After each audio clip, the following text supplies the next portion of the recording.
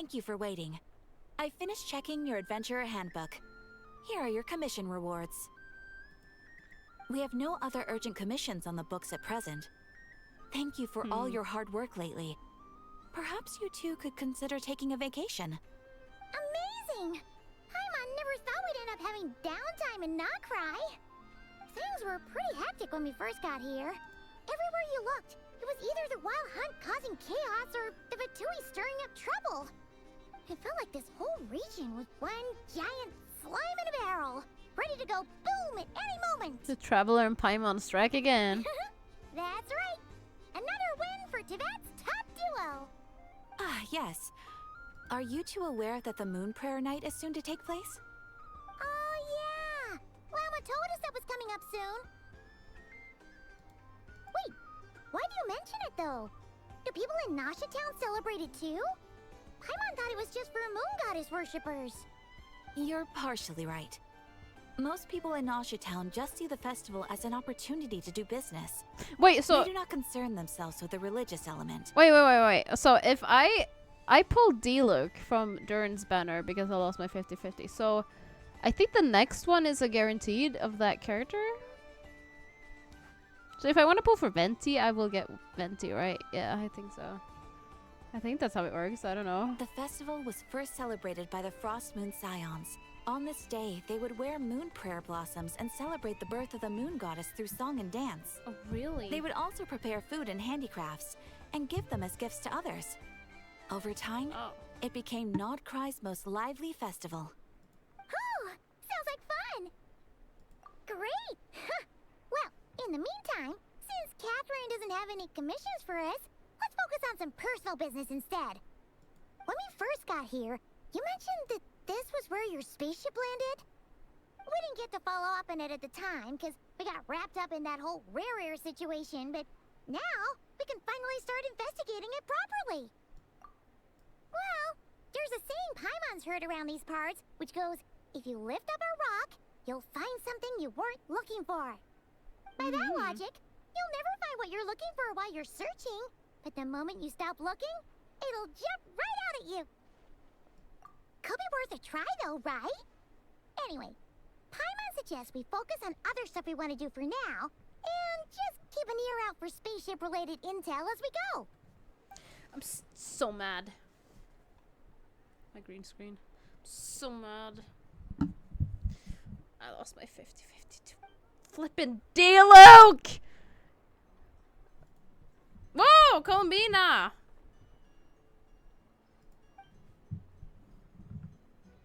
So confused. What's wrong? You look super serious all of a sudden. Huh? Paimon gets why you'd be concerned about Columbina, but what does the doctor have to do with anything? Oh, that's true. I don't know anything about now because that you mention it, I'm really we're behind on the definitely story. overdue for a showdown with the Fatui. It is weird that he hasn't shown himself this whole time. Like my What could story he be up quests. to? Okay, Paimon. My story quests are like really far behind. I just made it to, how do you even say that? Sumeru? The story quests. Because I don't know. I'm at Sumeru though. Or Sumeru or whatever you say. I don't know. Let's do True. Paimon would much rather deal with Marionette anyway. She says the meanest things, but when it comes down to it, she doesn't seem like a bad person. Maybe it's the pressure of being a Fatus? Especially as a Harbinger. Does she feel like she's gotta act tough to keep up appearances or something? But then, every time we headed out with Rarier, she always wound up having to repair Polonia and her other robots. That's gotta sting.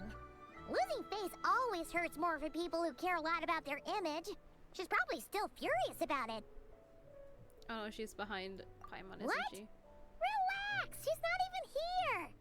Huh? What's the matter? Oh, nothing. Sorry, we'll be on our way now. I thought she was gonna be behind Paimon. Where are we again? Oh yeah, Columbina? Right, yeah. Let's go see Columbina. Let's go see Columbina. so mad. Oh, hi, D-Luke. I didn't see you there. I'm so mad. Wait, I'm not running there. What am I doing? What are you doing, D-Luke? Why are you trying to run? Like, just teleport.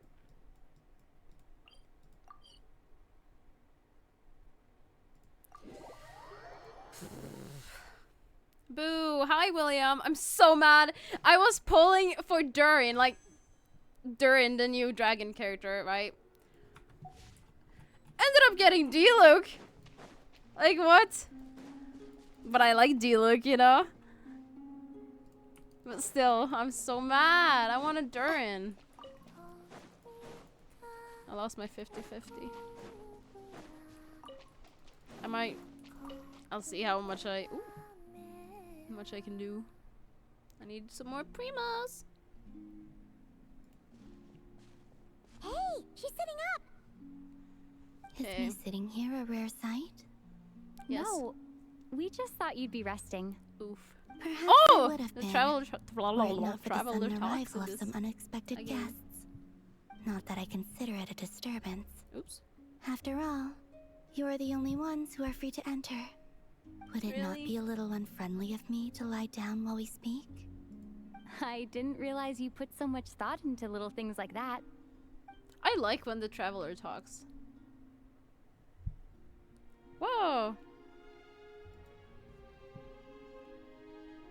Only sometimes. There have been moments lately where I think about you and your companions. Yeah. They are warm, mysterious, and cozy They've started, like, memories. During quests. Very few of my Okay, past Columbina. memories are anything like that. Like during the story quests, they've like done it so the traveler talks more. Like not every time, but she or he talks more. Lumine and Ether. I really like that. They say that travelers return home bearing bags full of souvenirs. But my luggage was empty. Yeah, and it's I they believed it both would done stay it that recently. way. Return home? So, you're still planning on returning to the moon? Yes. This planet continues to She's reject going me, back to the moon. reminding me that I do not belong here. If I remain in Teyvat, there will come a day that I disintegrate. And I don't mean reduced to dust, or turned into food for the flowers. I mean, I will cease to exist entirely. Alright then. Well, we're sure gonna miss you. But it sounds like we'll have to say goodbye. How do you intend to return? The I really moon like that. prayer night is soon to arrive. Yeah, she talks. On that day, the moon will be closest to Teyvat. The Kuvaki in this land will reach its peak at that time. I merely need to grasp the tide, and with relatively little effort. Oh, Paimon gets it! It'll work like a slingshot! You make it sound like she's gonna get blasted up to the moon. If I did that, I suspect I would crash into the false sky. I will be using a much gentler approach. But I do like the analogy. It's fun. You see? Yeah, me She too. gets Paimon's sense of humor.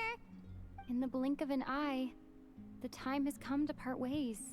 No, don't say that, traveler. It does feel that way, doesn't it? Time seems to fly fastest when you are enjoying it. I have always thought of myself as a wanderer on this earth, and it has never expressed any desire to keep me here. Yet, just as I plan to depart, it tugs at my arm. Is this a gesture of affection? Or is the world mocking me? Oh. Were you hoping I can answer that? Yes, you are a traveler, No. so you must have a lot of experience in this area. Then, what I would say is, enjoy the moment.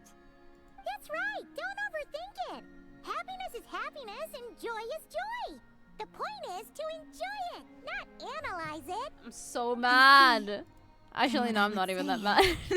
Even though I am very tired right now, I am still happy. That's good. I can't tell from the tone of your voice. Oh, really? That's rude. You don't think I sound happy? I'm just kidding. I could tell Oh, you were just in a good kidding. mood today from the moment we saw you.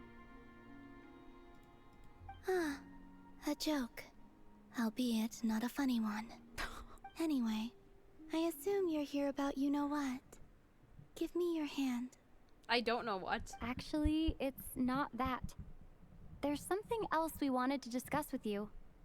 Oh, You're staying, Then- girl. do you still want to give me your hand? Or not? Sure. Sure. Sure. Thank you. So, I've heard that in the Moon Prayer Nights of the past, people here would hold celebrations in the Moon Goddess's honor. Since you helped so much in our fight against the Reihir of Solnari, I think you deserve a farewell party before you return home. I haven't asked everyone else for their opinions on this yet, but I'd like to invite you to join the upcoming Moon Prayer Night. Party I've time. never joined a moon prayer night before. I'm not sure what I would even do. Oh, don't worry about that. We take care of everything. All you need to do is show up. Of course, there's no need to force it if you're not feeling strong enough. It's just, this kind of felt like a golden opportunity. But they call me Kutar, and the Fatui have an arrest warrant out for me. I shouldn't appear in public right now. I'll make it work. You have my word. Yeah, we got your back. Well, she does. Paimon's actually not too sure what she's Oh, planning. thanks, Paimon. Thanks for Alright. standing up. If you're sure. I will not refuse your invitation. I suppose it wouldn't hurt to pack a few more sights from this world into my suitcase before finally learning what my homeland looks like. Oh, if you see Lauma, please tell her that my answer to the question she asked me is neither yes nor no. Rather, it is. There is no need. My phone. That Mm. was kind of cryptic, but sure. Oh, look at that! My phone's battery is at 67. Bye for now. I still don't get that joke. I don't get it. What's happening? And also, I do not know. What? Okay, phone. Calm down. Since she's agreed Okay, to join the D-Luke, festival, I lost my I'll see you out at the guard. 50-50 because of The you. person most familiar with the Moon Prayer Night. We should start with her. D-Luke, stop staring at me like that. You know exactly what you did. Oh, Not sure yet. he looked away. I'll figure something Oh, look at out. that. He's got a bird. What? Are you serious? And Paimon even gave you her D-Luke! confidence back there.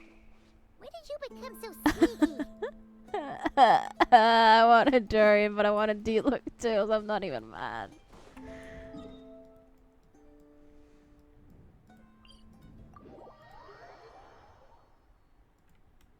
Wait, what weapon does he use? Hold on, I gotta check this.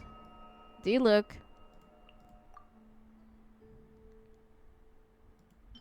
This one. Okay. I'm so mad. But I'm not really that mad. I'm mad, but I'm not mad. Whoa, look at that. Whoa. Go D-Luke. Go D-Luke.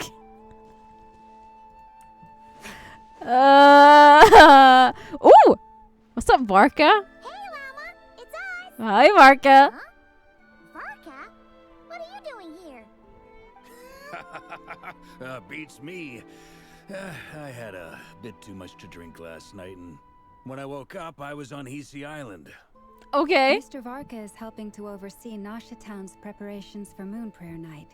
He is here to go over some details regarding the decorations and I didn't know custom cloth Varka was a designs. decoration type of guy. Right, you know? yeah, that too.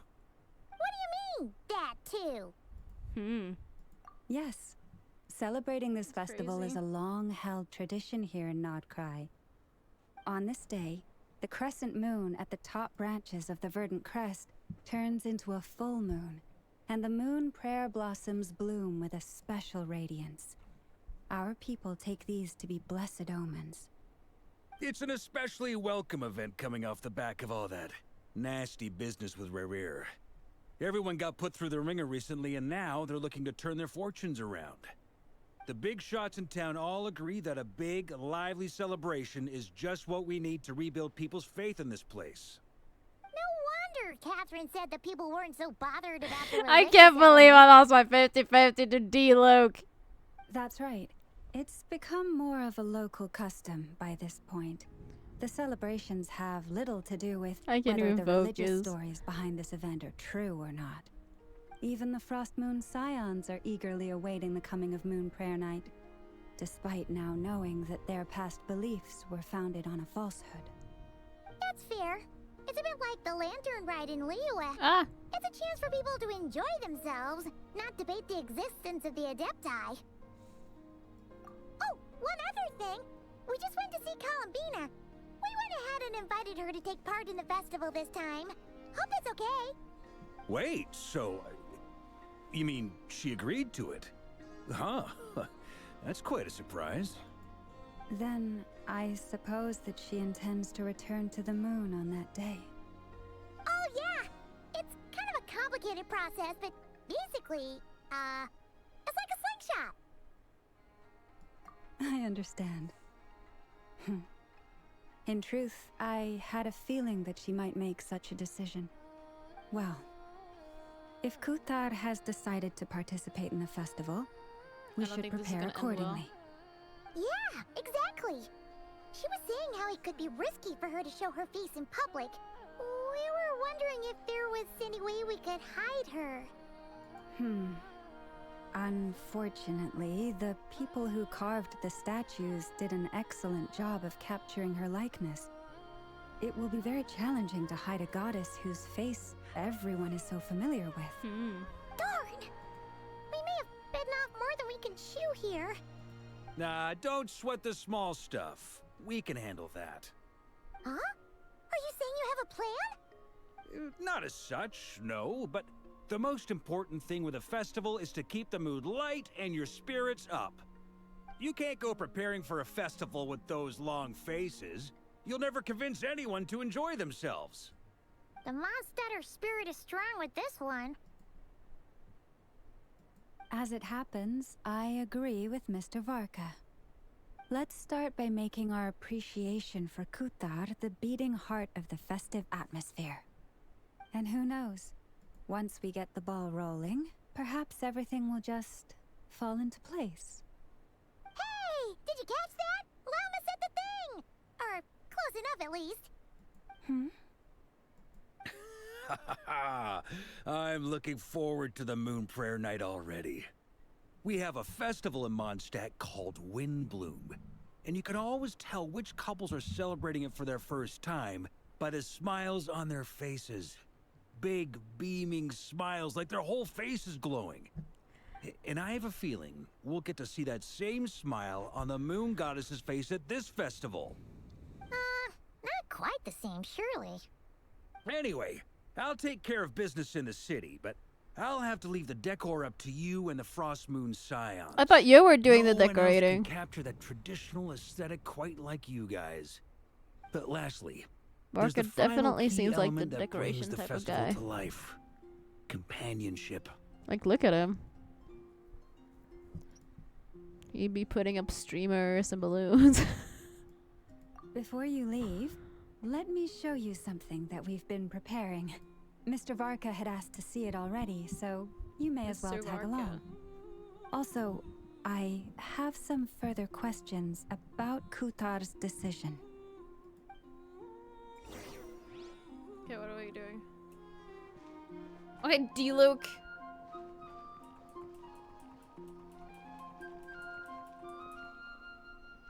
Huh? What's this? They sure look like they're having fun. Yeah. I believe so. Kuhenki seem very skilled at playing drums like these, although I'm not sure where they learned it from. Maybe it's an innate talent?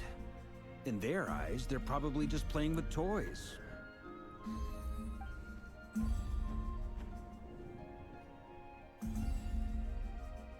Luanatar! You wanna play too? Guess not. Yeah. She looks more confused than anything. Maybe we can teach her next time if we get the chance.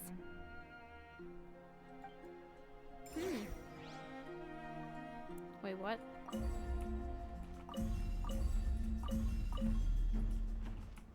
Oh.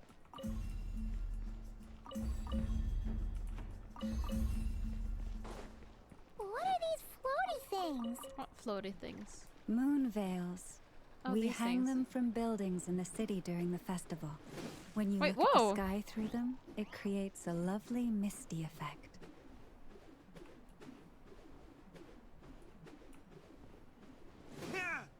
Yeah! What now? Everyone seems hard at work. They are preparing items for Moon Prayer Night. For instance, the sculpture being made over here, Mr. Varka and I were just finalizing the details of where it will be placed.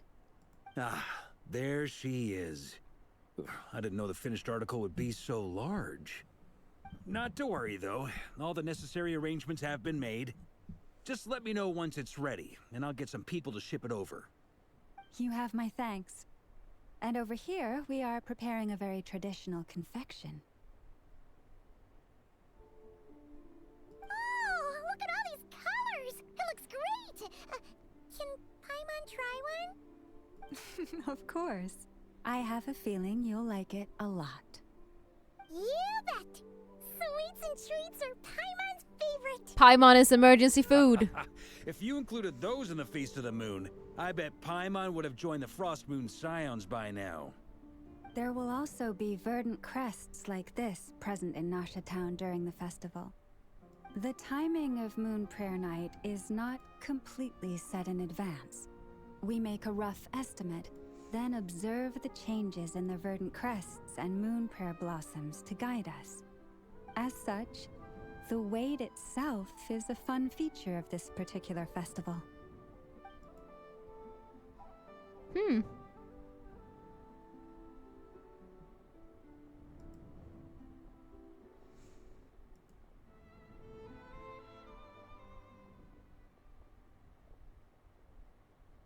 Let's talk here. To tell the truth, I am very surprised to hear that Kutar is willing to participate in the festival. I once asked her if she'd be willing to stay with the Frost Moon Scions. I could introduce her to everyone, and we could be a family to one another.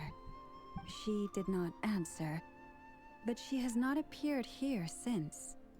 I took this to mean her answer was no, but if that were the case, she would not have accepted this invitation. Ah. I see. Maybe she is right.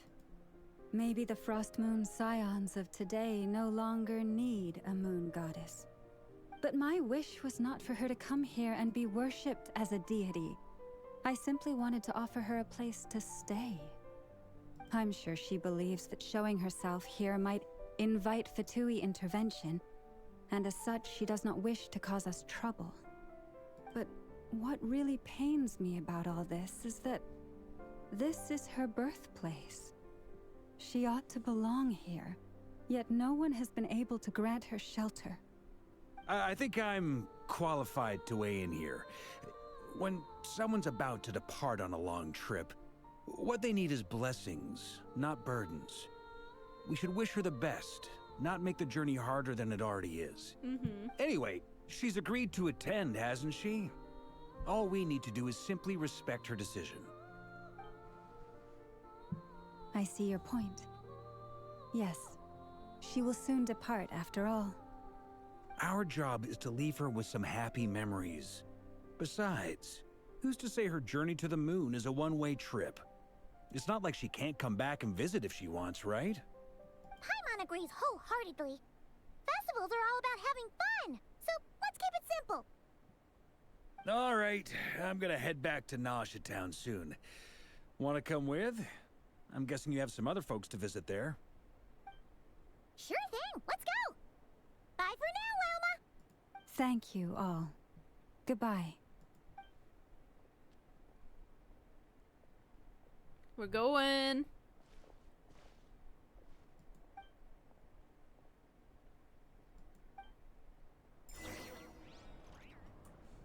Okay, wait. Where are we going? Right there. Oops. Oh, there you are! Durin! It's Durin and Albedo with Flints. What could they be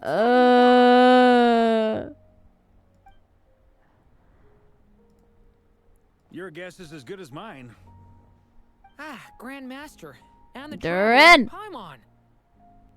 Hello there. Lost my 50. It's been a while. Luke. Perfect. We have some new volunteers for our investigation. Hi, Flint. Wait, let me guess. The righteous Lightkeepers are finally ready to hunt down the Abyssal Dragon? Haha. Yes, that too. Yeah, right. Oh, wait. Why does everyone keep saying that too? Well, to be precise, the facts match, but not the causality. Wait, so I guessed right? Half right. Don't act so impressed with yourself. Maybe I can explain. We ran into Mr. Flint's north of Nasha Town. At that time, we just noticed a few abyssal creatures out in the wild, but the strange thing was, I didn't detect any traces of abyssal energy on them at all. On closer inspection, we realized that they were not real monsters, but something akin to reflections in the water, or perhaps a mirage. Huh? What do you mean?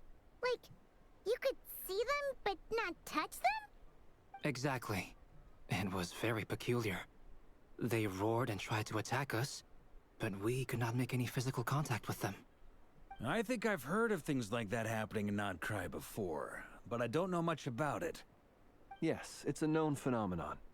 Mirage-like illusions tend to appear in Nocturne in the run-up to Moonprayer Night. From a distance, they appear quite real. I myself thought that Misters Durin and Albedo were locked in battle with abyssal monsters when I first arrived. But after sharing intel and investigating a little further, we can confirm that these illusions are harmless. There is no great cause for concern. All the Mirage stories I've heard are either animals, rocks, or small houses. Abyssal monsters, though? That's a first. It's a first for me, too. So I'm planning to look into it further just to be on the safe side.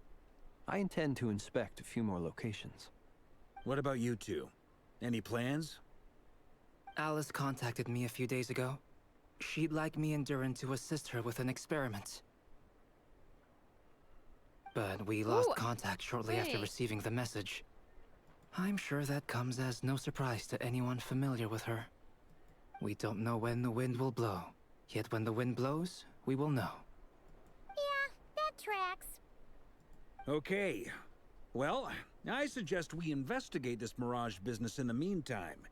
It's piqued my curiosity, and I'm pretty sure I know someone who will already be 10 steps ahead of us. Well said. Right? Whatever's happening in Nocturne, she always seems to be the first one to know. Let's go see what she knows. Who? We can invite her and her staff to the festival while we're at it.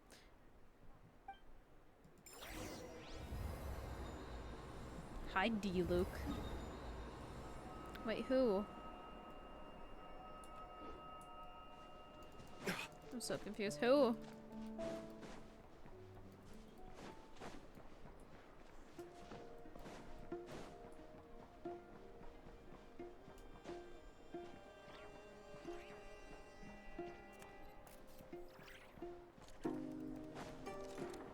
Wait, where am I? Wait, there's a teleporter. Oh. Wait, is it Nefer?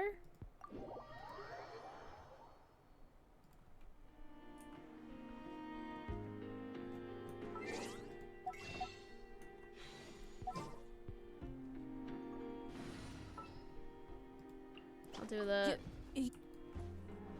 In case I need to fight.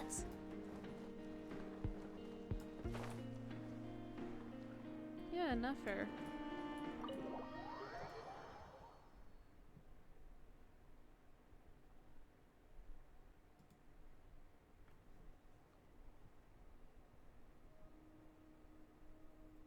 You're right, I have noticed. There's certainly something a little fishy about this situation. Only a little, though. Records indicate that this phenomenon can occur in the days before and following Moon Prayer Night. That said, it has always been a rare sight in the past. The odds of encountering these phantoms are similar to looking up in the night sky, happening to see a shooting star, and managing to make a wish before it disappears. But this time, either everyone's getting lucky, or they're appearing far more frequently than usual. Yehoda's out gathering intel as we speak. In the meantime, let me check off some points of interest. First, the Abyss. The ones we saw seem to be abyssal monsters. Indeed. But we have identified one location where many more of them have made an appearance. And not just monsters, but human phantoms too. Given the scale and nature of the phantoms, it's almost as if someone's last memories are coming to life. Or perhaps the memories of multiple people. Oh. So you mean the phantom monsters are hunting down the phantom humans? Exactly. The phantoms can interact with each other, but we have no means of intervening. In addition, some of the human phantoms would seem to be from the very distant past. This is clear both from the clothing they wear and the stories they tell. They claim to be from Hyperborea, a name which I've heard from Lauma before. If this is true, it means they must be from 6,000 years ago. Did Paimon hear that right? 6,000 years? It sounds like this merits further exploration. That'd be a big help. I'll leave it with you, Albedo. My knowledge of ancient history is non-existent. I used to doze off every time the pre-Knights Favonius era came up in class. Why is she doing that? It's quite a miracle that you were able to understand these phantoms' speech, given how long ago they lived. I suppose you're right. But I'll leave the archaeologists to ruminate over that conundrum. As an intelligence broker, my sole interest is in the value of the information I gather. Which, in this case, hopefully means earning myself some good favor with our dear Lady Moonchanter. So calculating. Whew, this intel broker logic always catches Paimon by surprise. Sounds to me like we could split the work up. I think the abyssal phenomenon is best left to Albedo, Flints, and me. Agreed. It coincides with my duty as a lightkeeper. For my part, I'd like to understand the Abyss better. Even a little knowledge would go a long way. This is certainly a rare opportunity to study the Abyss. But even rarer, perhaps, is the chance to make contact with the Ancients. The Curatorium will take the lead on investigating the Hyperboreans. We put in the work to learn what we know so far. It seems only fair that we get some quantity of exclusive intel. That just leaves our trusty team of 2 unassigned. Wait, we're a team since when? Since you became an honorary knight, of course. This was part of my grand plan all along. Oh yeah, by the way, we managed to convince Columbina to come to the Moon Prayer Night celebrations. Would you and Yehoda like to join too? She agreed to that? Huh. Quite an achievement. Never underestimate the traveler, I guess. I just realized that the I'd be game is happy like all to the way join. down. No point Is it shutting bad? myself inside when the streets are all decked out. I doubt any clients will be visiting during the festival in any case. Wait, I'm checking, hold on. Wait, I'm checking, hold on. Wait, what if I turn it up? Gain, hello? Wait, what if I turn it up? Hello? Hello? Wait, what if I turn it up? Hello? Hello? Okay, that's better.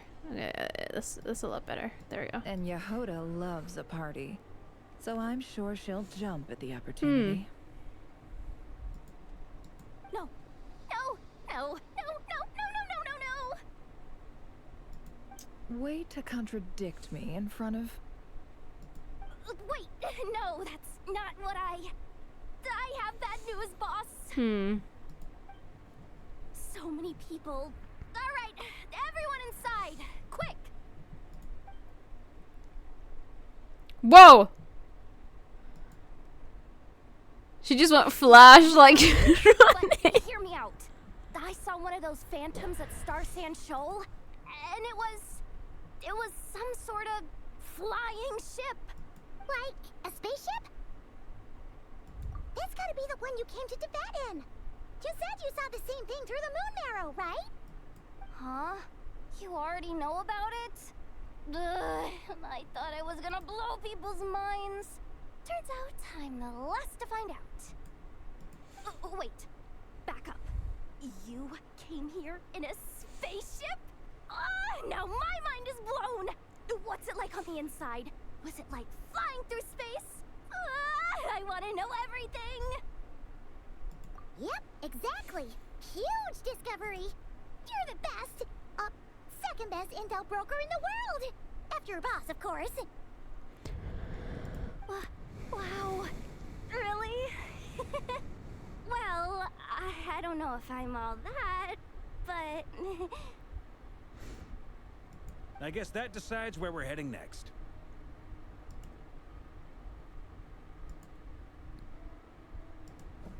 Where? Come on, don't look at me like that. I know the spaceship doesn't have anything to do with me, but you don't want to leave me as the only one twiddling my thumbs, do you? Please? Fair enough. You can tag along. In that case, let's meet back here to discuss our findings once we're done. I wish everyone a productive investigation. You too.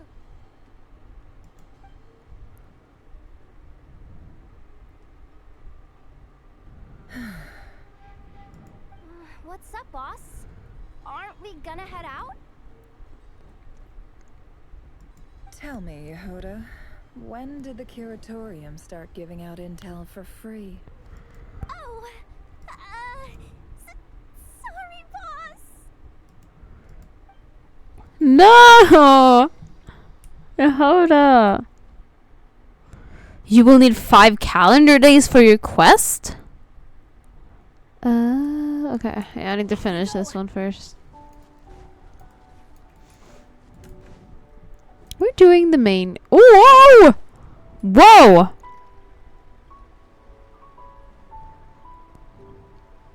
What's happening?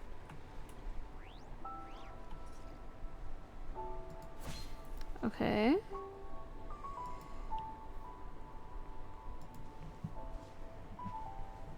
Well, what do you know? Yehoda was right on the money. This phantom really is your spaceship. But that's so weird. Why would it show up here? Is it some kind of projection? Or a ghost? Like, maybe it no longer exists, but somehow it left an after image? Wait, I have drops on. You're already here. Wait, what?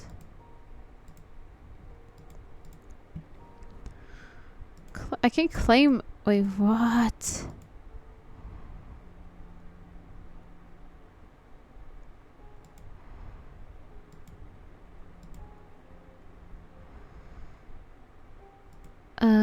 Miss Lauma, what a surprise. I thought you were busy with festival preparations. I was, until one of our people informed me that a strange sight had appeared at Star Sand Shoal. No one's ever seen something quite like this before. I thought I should see it for myself. Same here. Oh, so we heard that these things appear around the festival period. Any idea why that is? Unfortunately not. We have very limited information about them, since they can't be interacted with. And no human phantoms have ever made an appearance before now. The most we've been able to deduce is that these sightings appear to be connected to the increase in Kuvaki energy around this time. Yeah, seems like that's all we can do. This is all so confusing. Allow me to lend you a hand.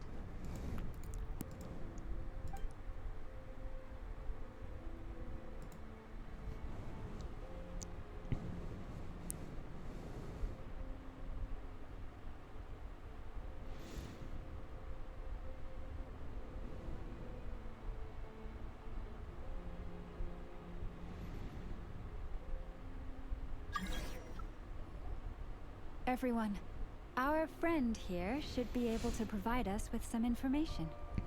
Is that a phantom Rhyme-horn deer?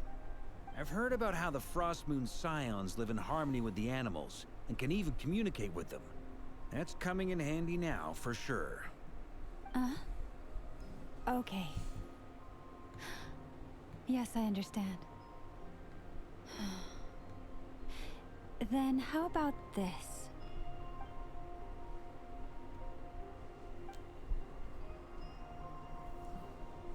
Oh no, it's walking away. Oh, it's leaving. It appears to share our curiosity about this giant spaceship, so I asked it if it wouldn't mind investigating along with some friends. In return, I told it about some nearby spots where the wild fruit grows abundantly. We may live in a different era from these phantoms, but I trust that the terrain, climate, and ecology here are more resistant to the effects of time than some things are. Let's give them a moment and hope for the best.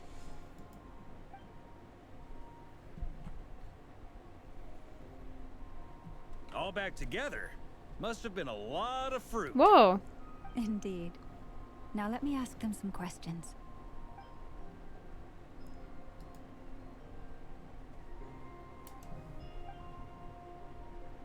It did find a lot of wild fruit, enough for them to feast for a long while. This puffin circled in the air several times, but didn't spot anything out of the ordinary. Certainly nothing to do with the spaceship. Huh. Well, it definitely makes sense to get a bird's eye view. Indeed. Other than that, I was also thinking that the world these phantoms see is also different from ours. Oh, I get what you mean.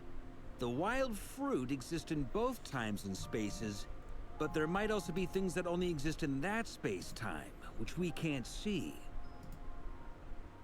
Good point. Great thinking, Lauma.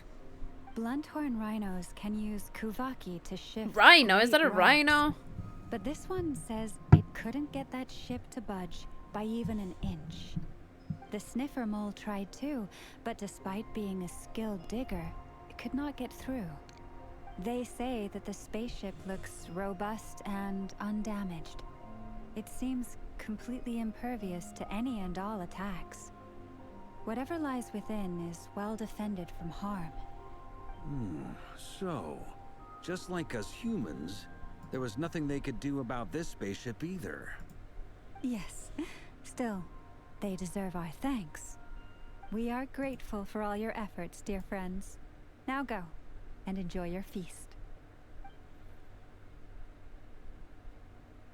I've noticed some other human phantoms gathered nearby. Come on, let's go talk to them. Alright. Wait. This is from... Yeah, this is from Twitch. There we go. Can I wish? No, I can't. I don't know if I should go for Venti or Durin. I don't know. I want both. And I think my next one is guaranteed now. What is this thing? I've never seen it move, and there's no way to get inside. Goodness knows. My grandpa says it's been sitting here at least since his grandpa was still alive. What about his grandpa? Did he say anything to your grandpa's grandpa about it? Huh? I don't know. In all likelihood, it was here back then too. Hard to imagine something this huge could move. Guess that means that as far as they're concerned, this ship's been around a long time. Mm-hmm.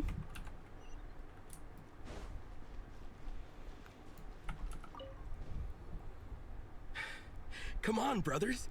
If we can get even a small chunk off of this thing, it's gotta be worth a fortune. Today is the day we strike it rich. Huh? You mean Paimon? Yes, brother. I shall join you. Let's make our fortune. Varka. We should go with them. What the? This thing is crazy tough. I can't even scratch it. What's it made of? Sorry, brother. Looks like we'll have to seek our fortunes elsewhere. Enjoying yourself? I was just seeing if I could influence this phantom's perception by playing. But nope, no dice. I'm sure we're all starting to build up an idea of what's going on here now that we've spoken to some of the people. These phantoms are reenacting real historical events in Nocturne. It's almost like we're in some kind of interactive stage play. We can talk to the actors, but the plot is fixed, and we can't influence it. It makes sense. History is set in stone. The objective facts of the past cannot be changed. Paimon totally thought you were just goofing around earlier. But actually, you were doing some serious investigating. Of course I was. Anyway, at this point, I think we're forced to conclude that although the Phantom spaceship is right there in front of us, we aren't going to learn much about it from these people.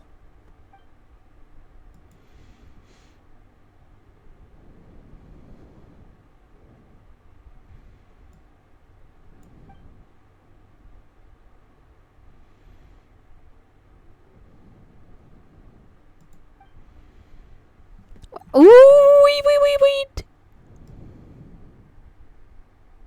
There we go. Don't be discouraged. If nothing else, this is proof of the ship's existence.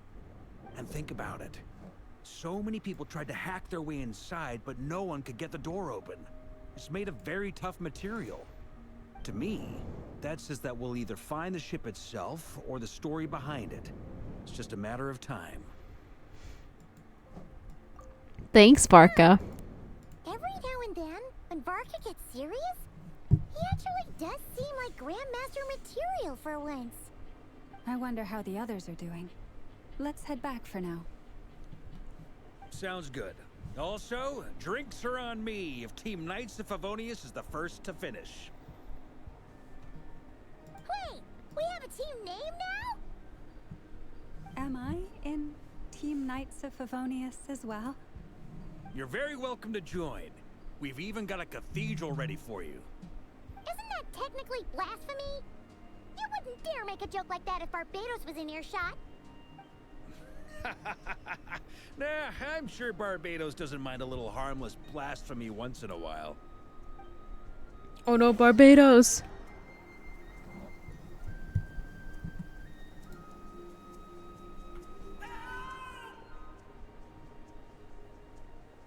Oh, no! Get away! Oh.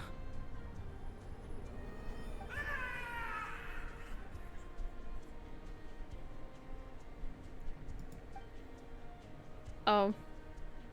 I know it's hard to stomach, Mr. Duran.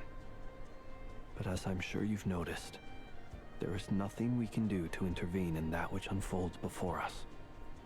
But we have to at least try. And try you have. But are you aware of how many unsuccessful attempts you've made now? I wasn't keeping count. I'm afraid this is the 39th failure so far. Or the 5th if we're only counting this particular victim. There are no indications that these phantoms may be altered in any way. You seem to have calmed down a little. I'll make us a fire. You should rest and have some water. Feeling any better now, Mr. Duran? May I ask a few questions? Be my guest. What exactly are we witnessing here? What happened to those people? My guess would be that we are seeing Nocturne during the Conrian Cataclysm. Would that be accurate? Conria. That is correct. As you know, once the Abyss senses even the tiniest crack, it floods in and spreads like wildfire. There was a time in the distant past when it permeated all of Nocturne, causing immeasurable harm. The people paid a terrible price to heal this land. Then, 500 years ago, the whole of Tevat suffered an abyssal disaster. Once more, Nocturne was dealt a devastating blow. I see. In the face of the abyssal onslaught, all were like grains of sand tossed around by a tidal wave. Be they human, fae, or god. The moment you witnessed is but one drop in a whole ocean of catastrophe. All right. I guess that answers my second question, too. I wanted to know why there's nothing I could do to help them, and that's because what we are seeing is history. That would be my guess as well. As I understand it, history and fate are not all that dissimilar. The latter may be unseen to us, but both are immutable. Yes. Fate was determined long, long ago. I still have a couple of other questions for you, Mr. Flint. You mentioned more than one abyssal disaster that has struck this land in the past. How can you be sure that what we're seeing is from the Conrian incident? And also, how are you able to stay so calm when you're talking about these events? From everything I know about you, you're not cold or ruthless, and you're not indifferent to the suffering of others. Alas, I am forced to show my age. I must be 600 or 700 years old by human measure. Wait. 6 or 7? One is not easily moved by history when one has witnessed the truth firsthand. I'm sorry. You needn't apologize. Your passion is a good I know thing what to they did have. there. Treasure it. Because someday you may find it in terribly short supply. Now, at the risk of offending you, I have a question in return. Your curiosity toward the Abyss, is it born from hatred or because you sense its call? I only ask because I kept a fragment of Rerear's body in my lantern for a short time. Specifically, his heart. So I know what a burden it can be to carry the Abyss with you. I think I'm gonna end stream because I'm getting really tired, and I just thought I would get on to pull, and I ended up getting D-Luke. And Nocturne, I got the wrong... My honest answer is... I don't know. I can't say that. I got the wrong character. To say for certain. What I will say is the Abyss is not the only issue that haunts me. Even before I became who I am today, I will dogged me constantly. Continue at all? My doubts the quest tomorrow. unresolved. But when we fought Rerear, something became a little clearer to me. Sometimes it is the darkness within us that allows us to achieve the impossible. I certainly got the sense from your 39 attempts that you were trying to achieve the impossible. It sounds like you've resolved to see the truth for yourself. Absolutely. In that sense, he and I are quite similar. Then I wish you every success. I look forward to the day of your transcension. Well, if everyone's caught their breath, I suppose we should head back. Oh, and one last thing. I'd appreciate if you kept our discussion about history a secret.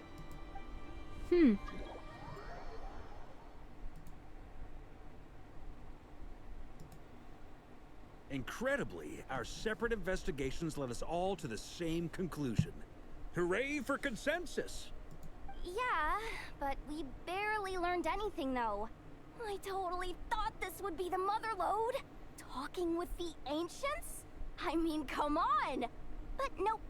All we got was useless snippets of conversation.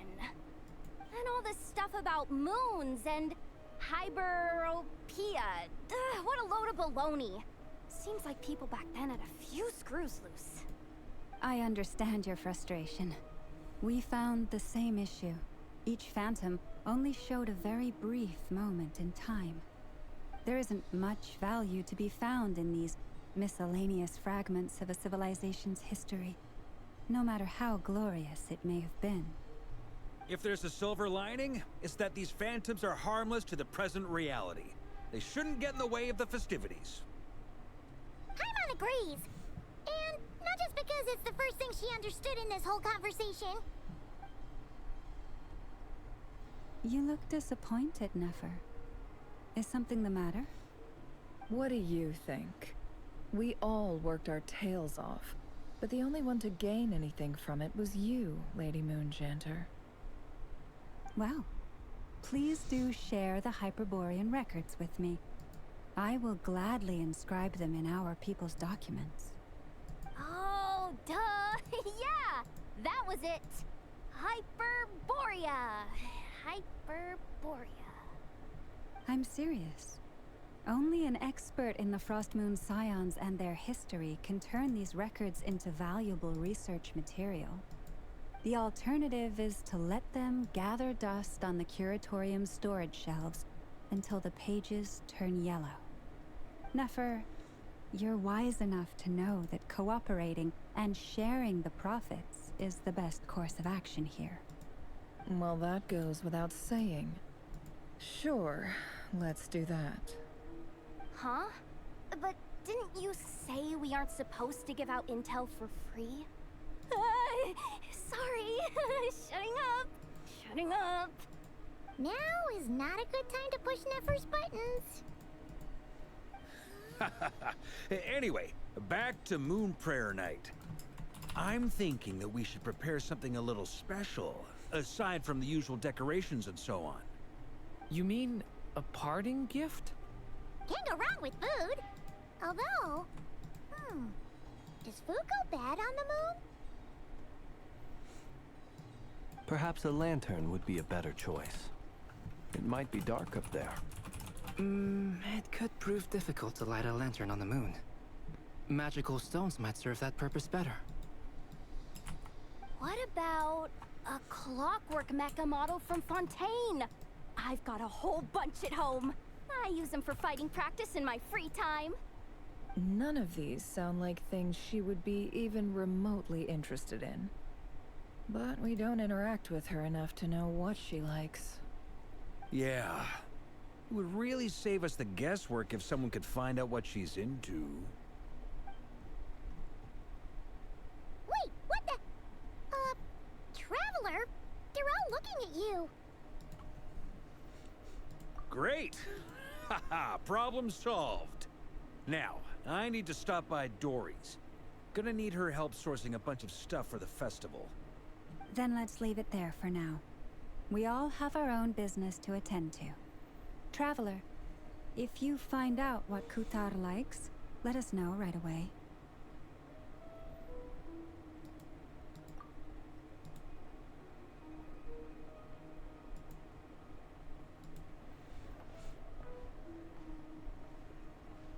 Is something the matter? That's my line, Durin. I'm fine. It's just... I'm still feeling a little rattled after witnessing the horrors of the Abyss. But it's okay. This is something I have to work through. I'll be alright. Thanks for your concern. Well, don't put too much pressure on yourself. If you ever feel like something's wrong, physically or mentally, we're here to talk.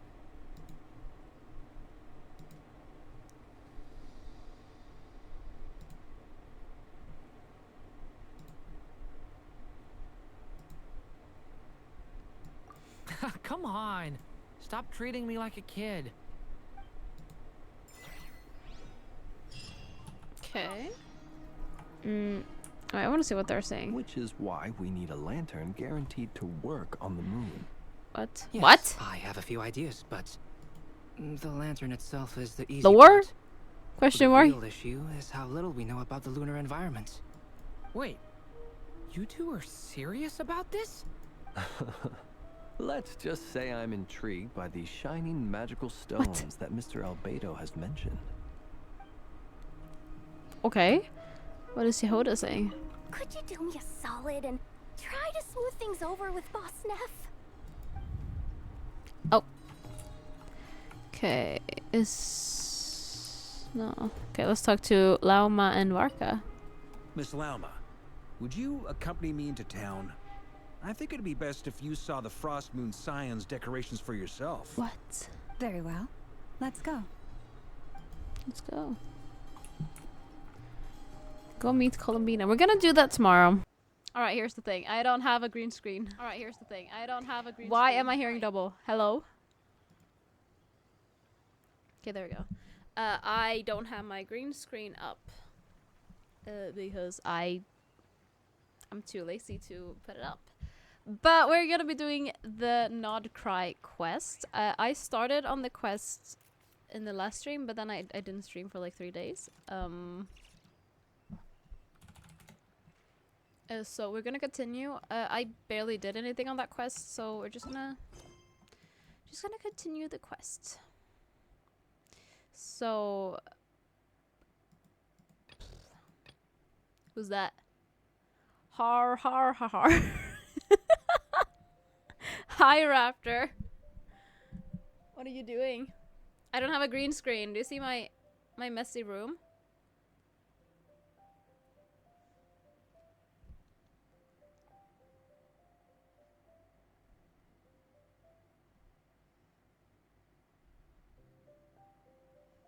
It's really messy. We're gonna do this quest.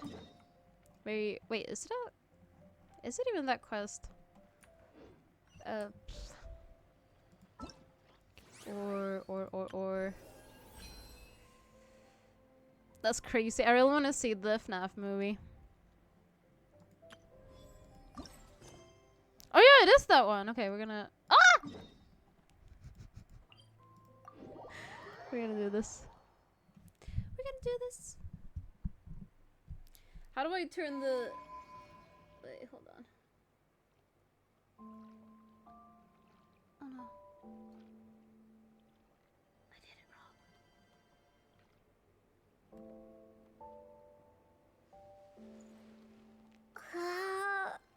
There we go.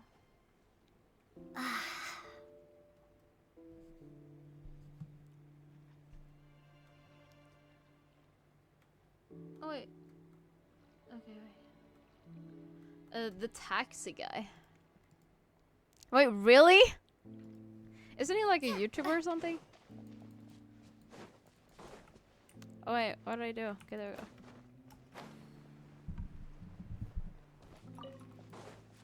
Okay, we're gonna do this awesome quest right now. Columbina, we're back!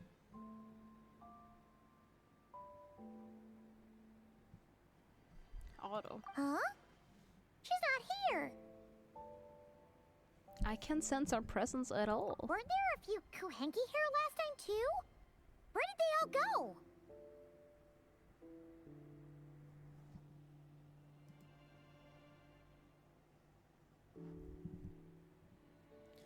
Wait, what? Which ones?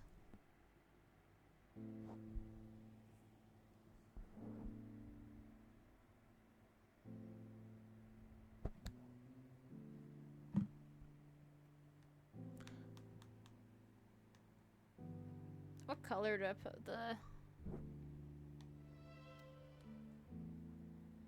Get a pink.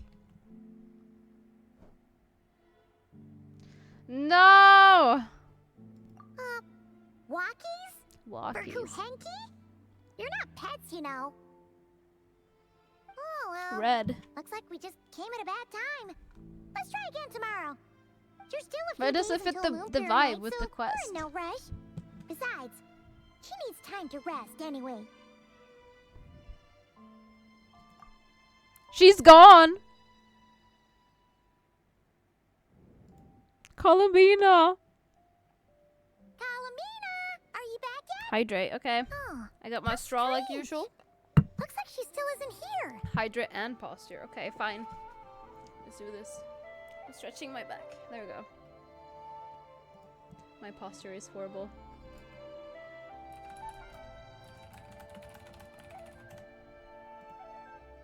Right? It's not like her to spend so much time outside. Whoa! Especially since she's worried about attracting unwanted attention. A 3-day streak? What about Luonatar? Luonatar, you there? Hey! Do you know where Columbina went? Sorry, didn't understand. But if you know where she is, could you take us to her? In a bit, I'm gonna do the quest. Yeah, that's even stranger. And I need to listen.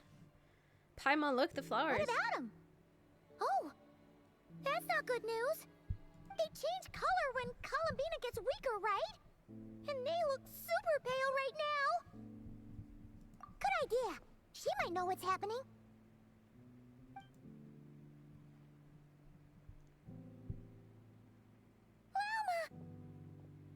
Ah, it's you. How is Kutar? Is she okay?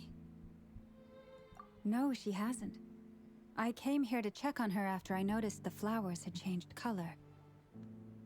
Wait, Based again? on past precedent, she must be very weak right now. Wait, he's in the movie Even again? Getting up to walk would be a struggle. It seems unlikely that she wandered off outside. Not to mention that she doesn't do that at the best of times either. So yeah, this is super weird. What? He does? No. Very few people are in the know about Kutar's whereabouts. And if anyone suspicious had visited, they'd have left some sort of evidence. Come on, let's go to Nasha Town. If anyone has seen her, someone there will know about it. It's not Cry's information hub after all. Makes sense. Let's go. Megan Fox is Toy Chica, what? That's crazy.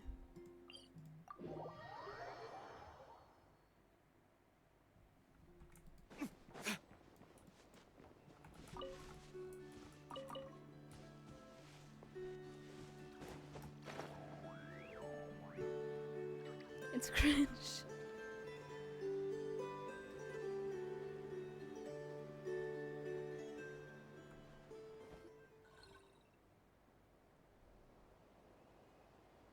Wait a moment. Is it just Paimon, or is this stall kind of suspicious? It's never been here before, right? No, I don't recognize it. Alas, your free and easy adventure time is over. Now, prepare to face the final boss of Nod Cry. What's happening? Whoa! Where'd that voice come from? How to be funny, Not step sure, 1. but it's Say definitely 67? hostile. I'm tired of 67. No, no, no, not that way. The final boss is right here. Oh. The sniffer mole? That's the final boss? Surely not. 67. Also, Okay, the jig is up. I'll stop teasing you. Turn around. I'm right behind you. It seems I've managed to leave quite an indelible impression, even though you've never seen my face. Oh, nothing could make a great mage more pleased with herself. Alice. Oh, she just broke the fourth wall. Whatever it's called.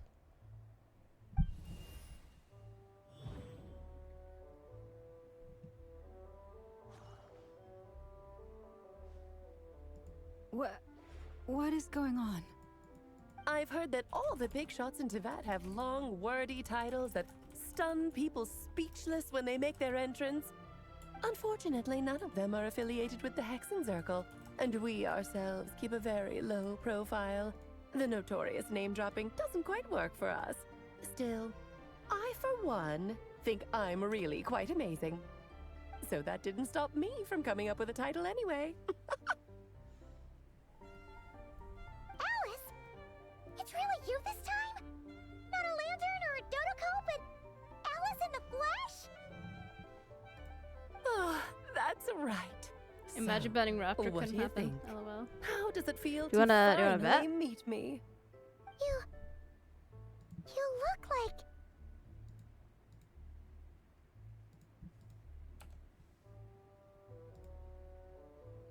You look just like Klee. Oh, that's the first thing you thought. Nah.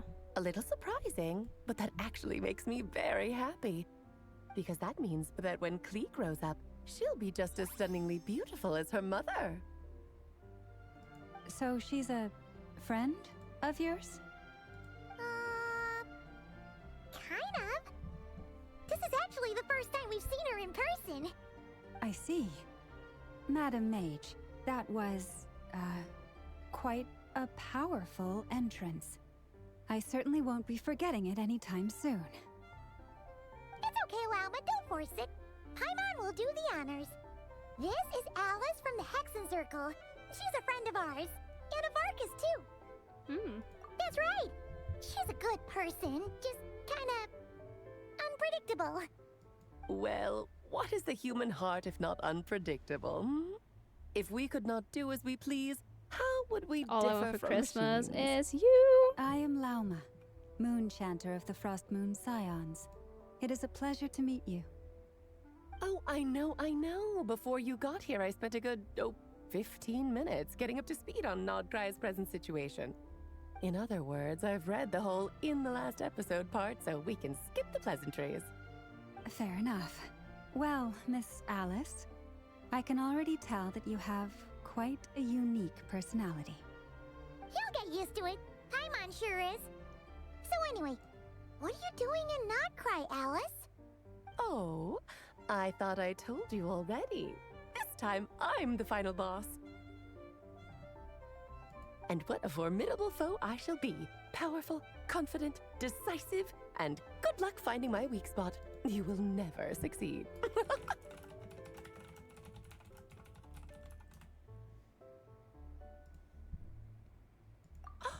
Oh, drat. It's Christmas, but they're starting singing a Christmas song. Fate has been dealt No. a devastating blow. Thus falls the great Dodo King. The great Dodo King. Playing along with this nonsense.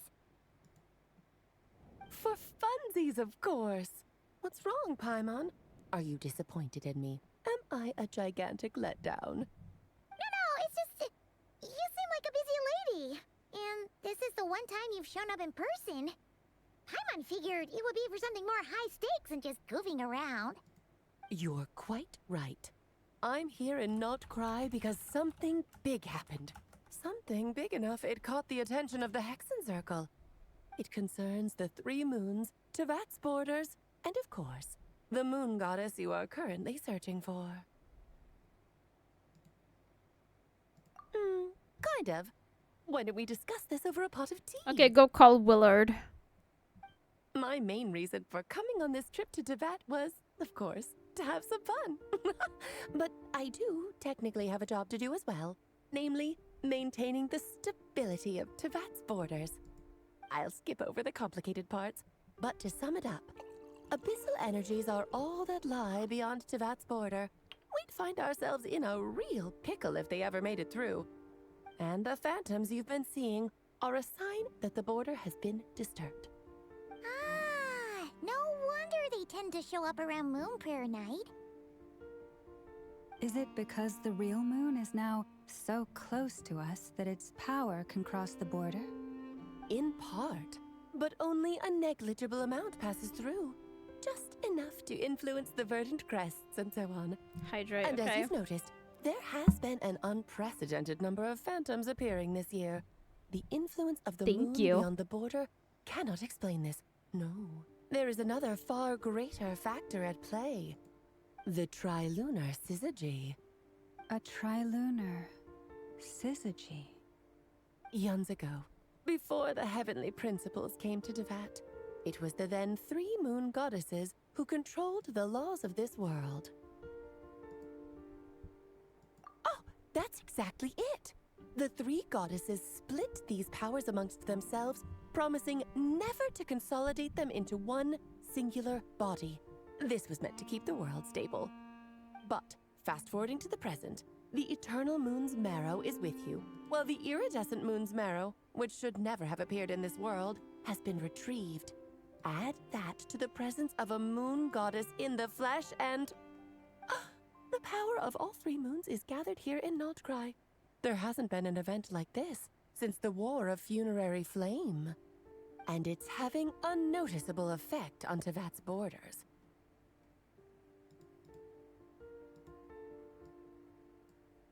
Because I wish to give my darling daughter a peaceful, sunny environment to grow up in. Is that a good enough reason? Kinda sounds like you're dodging the question, but it does make sense. Well, that's one reason anyway, and the most important one. The others are a little complicated to explain. For instance, cleaning up after dearest Miss R. Albedo could tell you more about that if you're curious, but right now, I have a more important question to ask you. Why are you collecting the moon marrows? I see. Nicole told me about that legend once.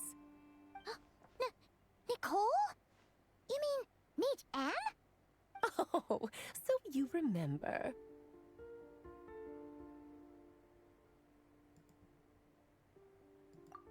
Yes, of course.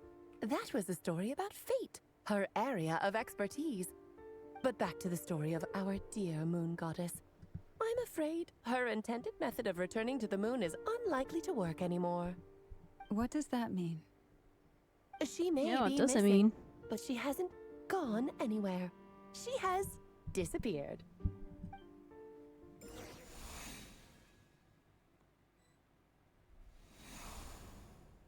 Ooh.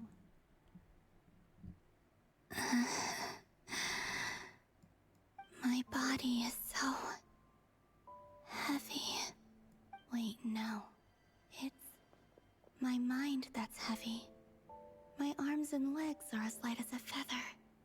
What's happening to me?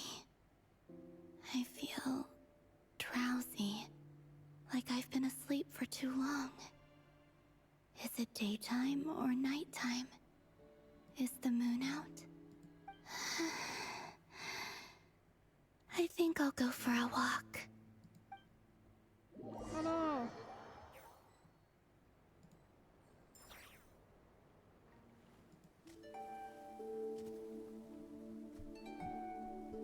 Cutscene. Are you out for a walk too? Huh?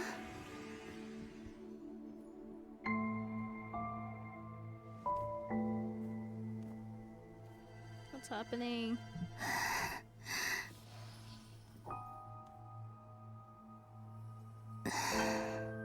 The day has come at last.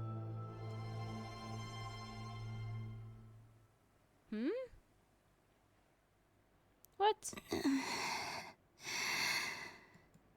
Have I grown so weak that I can't even sustain my physical form? But Moon Prayer Night is nearly here. I was so close to returning home. Death is near. Is this how it ends for me? No. Will I return to the moon after I disappear? Or... I don't want it to end like this. So far, at least, I still exist. Even if not physically, I can still feel. But as my power wanes, I'm sure that too will fade. I suppose I might take one final look at this world. The world where I was born. That's so sad.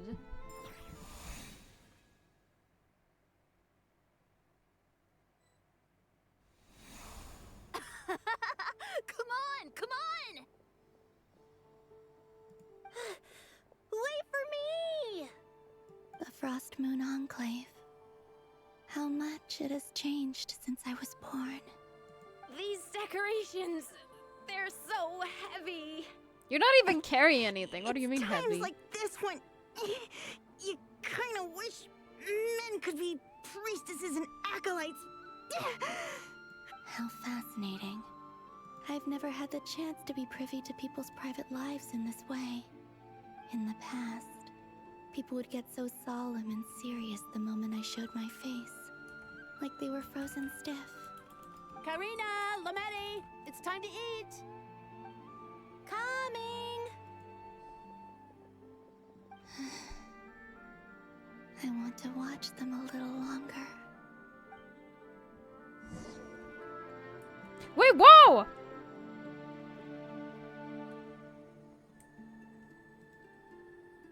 We get to play as Columbina?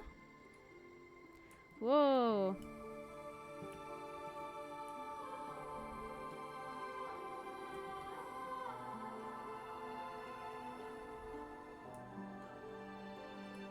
Whoa.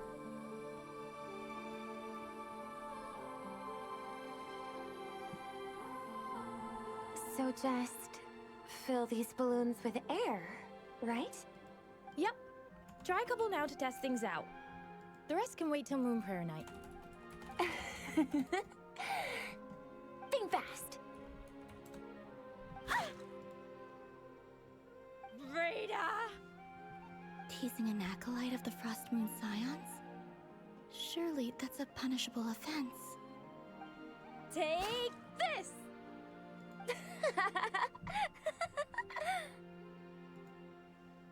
Huh? Alright, enough horsing around. Lady Lauma gave us a task. We should get back to it. The task is just to check that the balloons don't leak, right? Doesn't matter if we fill them with air or water. Okay, you got me there. And you got me there. But still, we can't use all the balloons before the festival even starts. We won't use all of them. And as long as Lady Lauma's trusted acolyte doesn't snitch, this can stay as a little secret between friends. A couple more can't do any harm, right? Oh, you menace. Then, think fast! What's happening? Is pumping a balloon full of water really so much fun?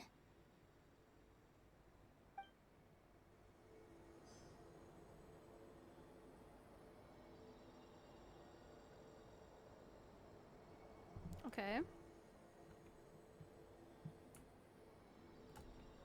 Wait, whoa! Look at that.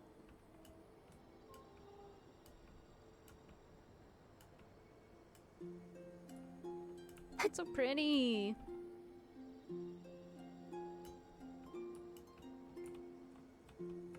Wait, if I take a screenshot of this, is this gonna... Wait, I'm just gonna... Hold up. I need for a thumbnail. There we go.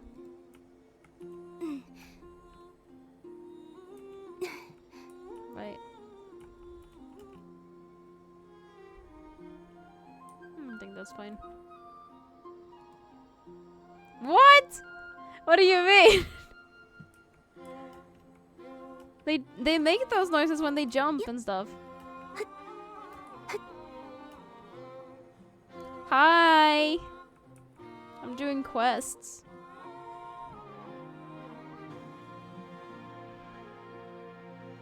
I'm sure you're both tired from playing all day. Come on, eat up. Slay Queen. A plain, humble meal. That has always been the way of the Frost Moon Scions. Huh? How come Lametti got a midsummer berry dessert? Oh, I always get Lockaberry. I don't mind sharing. You can have a bite of mine if I get to have a bite of yours. Hmm? They're sharing food? I've never shared food with anyone before. Even at the Harbinger tea parties, everyone just ate off their own plate. And when I couldn't finish my food offerings from the Frost Moon Scions, they'd leave the leftovers out under the moonlight for the animals to claim. Hey! That was 2 bites! Oh, then you can have another bite of mine. Oh, you too. Oh, don't fret now. Here, have some of Granny's too.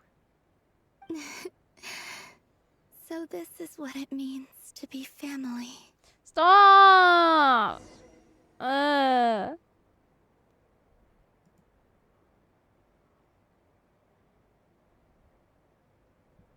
I'm seeing so much that I'd never usually get to see. They'd never act like this when I She's was sad. She's about to die. Or something. It's nice being able to just watch people in peace in these final moments. What a rare opportunity. I think I'll go take a look around Nasha Town too. Maybe the Traveler will be there.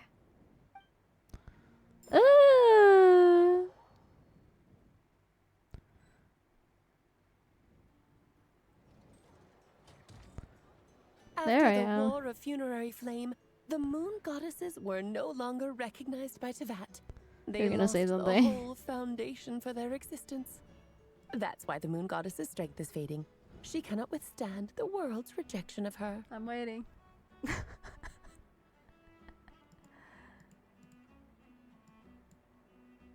To be more pedantic about it, the moon goddesses did something to offend the heavenly principles, and that's why they were I'm waiting for you to say something. of a recurring theme in Tevat's history.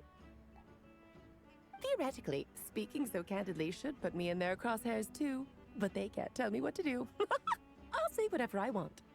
Anywho, the Moon Marrow energies were but a drop in the bucket for her, and that battle against the Ray Hair of Solnari only weakened her further. Fortunately, it happened close enough to Moon Prayer Night when the Kuvaki concentration here is high. That's the only reason she managed to survive this long. What do you mean, fortunately? You said she disappeared. We're too late. Ugh, what a headache. I thought this was all common knowledge. I guess I have some more explaining to do. Okay, buckle up. It's time for another lecture. Buckle up, Buttercup!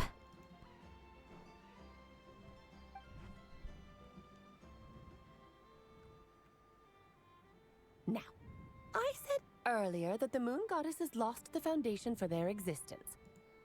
The reason for that has to do with the natural order.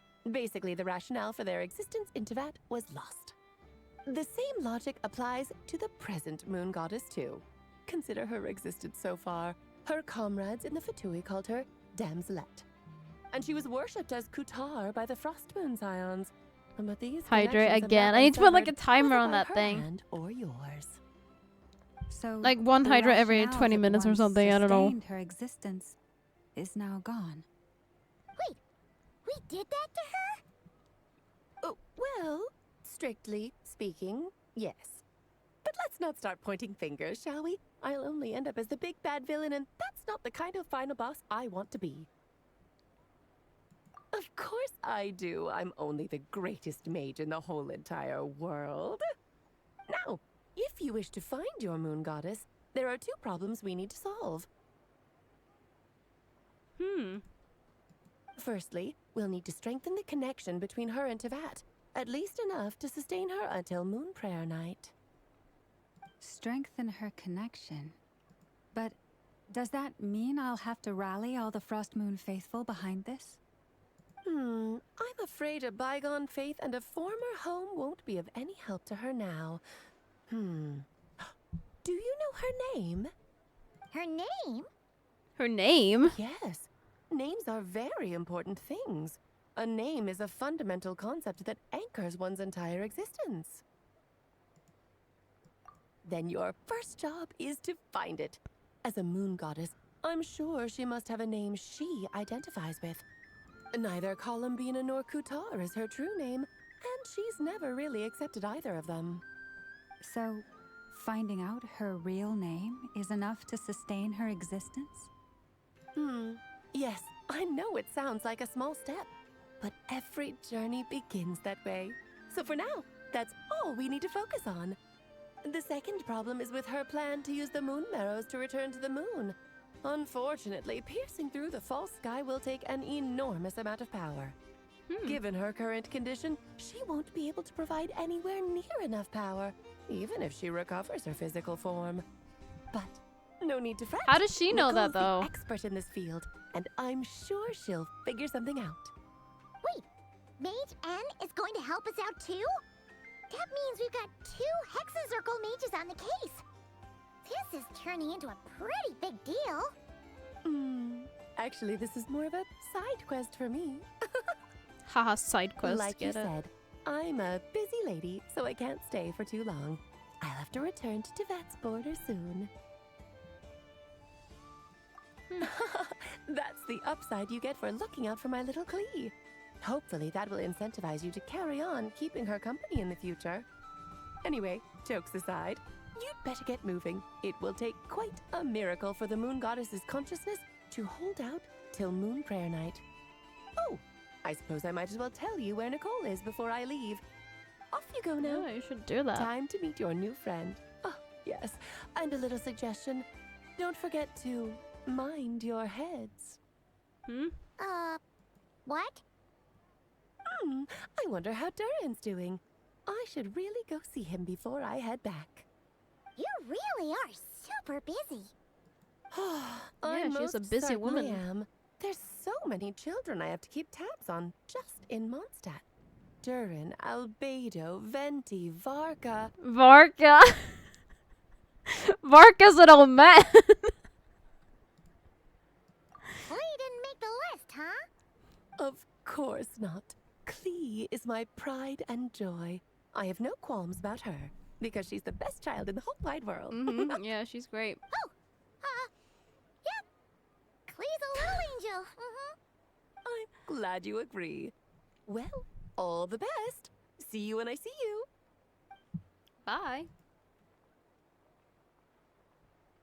She left in a hurry. Yeah. She didn't pack up her stall.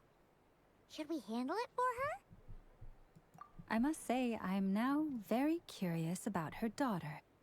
Klee, wasn't it? What's she like? That's a long story. Come on. She likes fill you in as we blowing go. up stuff. A sweet little angel. Ooh.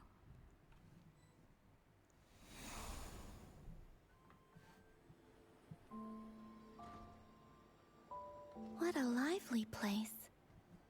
I've never experienced Nasha Town like this before. Hey, you old geezer! Your hammer's rusted through! Who are you calling old geezer? Are they quarreling? Quarreling? I'm looking right at I him! don't know what that means. You've really gone downhill since I guess giving it your means daughter arguing. free reign in the workshop. Can you even swing a hammer anymore? It shouldn't take you days just to fix a single chair! You might as well use that hammer to massage my back for all the good it's doing. Don't run your mouth, or you'll get a back massage that'll put you in bed for the rest of your life. Look, the materials haven't arrived yet, all right? You know how busy it gets What in a the days threat. before Moon Prayer Night. I'll bet you send all the materials to your little princess. Blood's always thicker than water, huh? All right, you've made your point, Uncle Koski. As soon as the materials arrive, fixing your chair will be the #1 priority. And Dad, if you've got time to chat, why don't you lend me a hand, See? Lolka knows what the score is. I guess they're friends. But the way they spoke to each other was so ugly. Then again, it wouldn't be the first time I've seen something like this. Columbina! Sing outside my door in the middle of the night one more time, and I'll unscrew your vocal cords. You hear me? Whoa. Oh, Zandrone. So that was her way of trying to be friends with me. What a pity. I won't get the chance to say any ugly things in reply.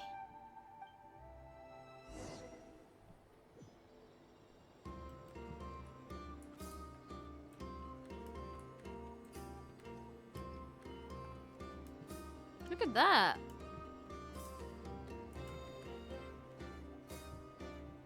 Hey, have you decided what to give her for Moon Prayer Night?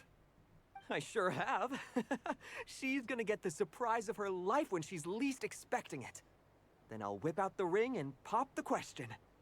the surprise of her life. What a fun turn of phrase. Cool, I get the picture. You can spare me the gushy details. Ooh, looks like we have a customer. Hello there, ma'am. Would you like some Moon Prayer Night candy? Huh? Is he talking to me? Yeah, it's Can gonna he be see someone me? else. Here you go.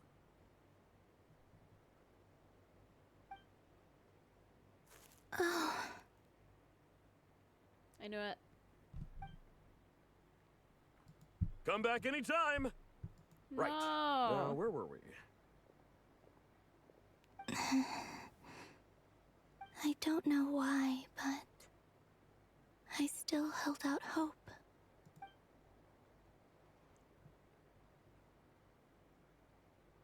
The most important thing right now is to find that mage. This name thing seems super important too, but where do we even start looking? I'd better go pay the Fatui a visit.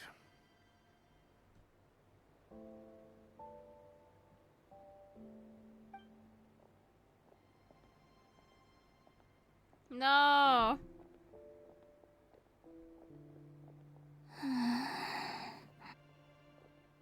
I think I've seen this.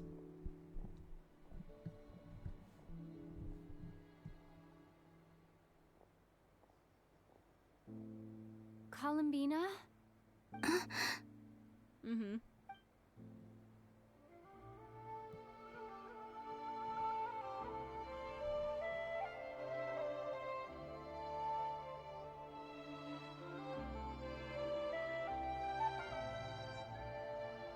Traveler? Let's go! This is no time to be spacing out!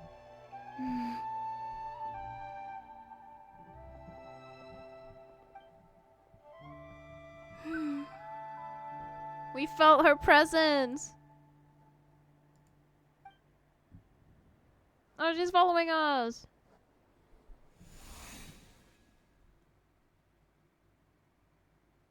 No.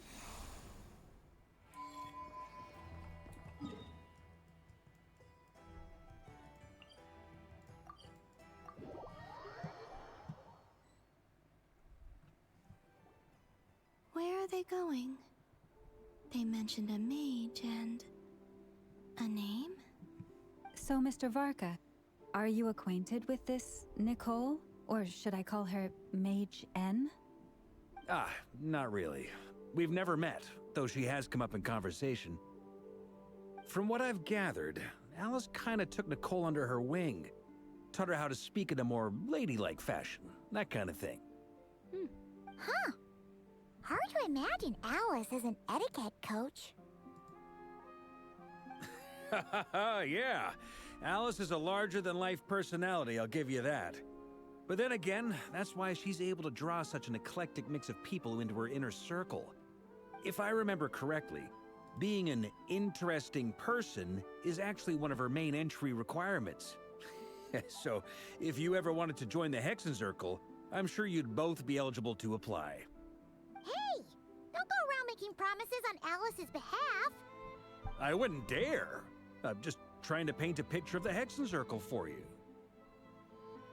Okay, sure. Anyway, since none of us have ever met Nicole, how are we supposed to find her? We can't just go up to every woman in sight and ask, "Hey, are you Nicole?" Maybe something she's wearing will give it away? Like, a wind bloom pinned to her chest or something. Wait a minute. Alice never said Nicole was from Mondstadt. Oh, true. That would be... this young lady, then?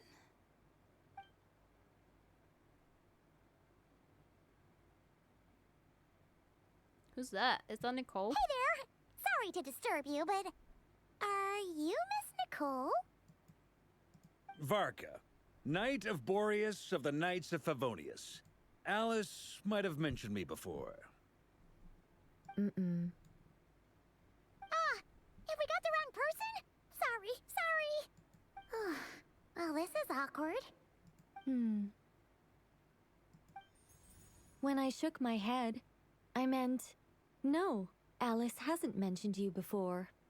Huh? Where is this voice coming from? My apologies.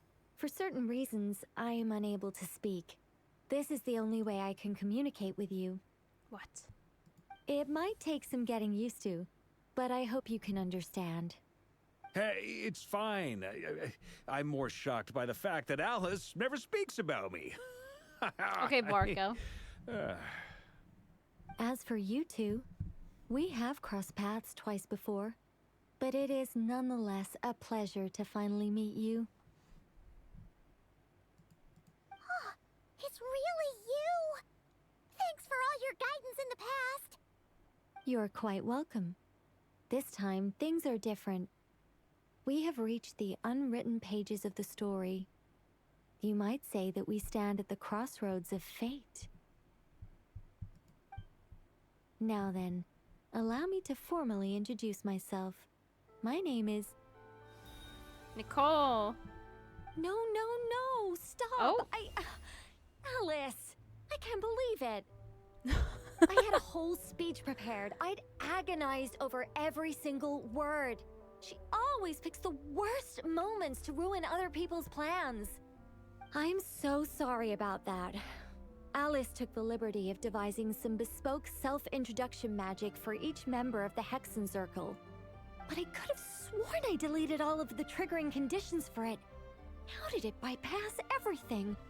Oh gosh, this is so embarrassing. This is a very different side of Nicole than what we're used to. Is she not used to face-to-face interactions? Don't worry about it. We've seen that introduction magic once already, so it wasn't too much of a shock. Please go on, Miss Nicole. We'd love to hear what you have to say, or, well, communicate. Huh? Are they talking to this lady? But... Will you all promise to forget that horrendously embarrassing introduction? Sorry? Embarrassing? When?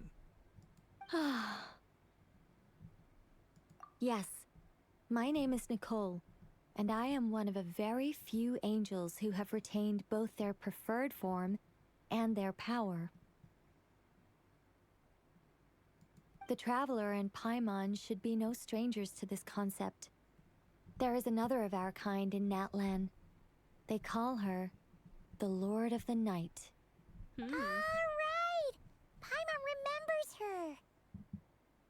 Yes. Well, I have retained more of my power than she. It's because I don't have a long-term duty to fulfill. To be more specific... no. We'll be here all day if I get into the specifics. Moving on. If I'm not mistaken, you are here because you wish to learn how one might reach the moon beyond the sky. That's right. Is that something you can give us any guidance on? Yes, I do know a way. It began with the Hyperboreans, who lived after the War of Funerary Flame.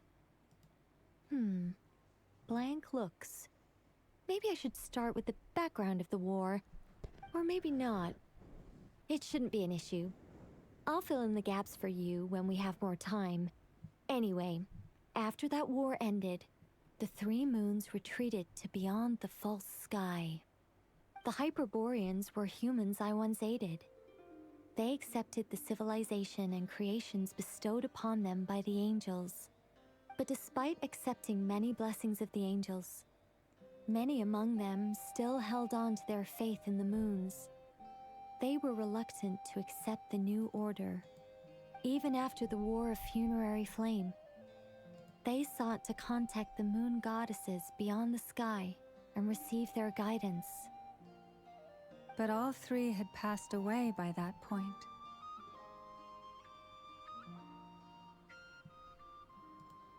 This mage has a unique method of communicating.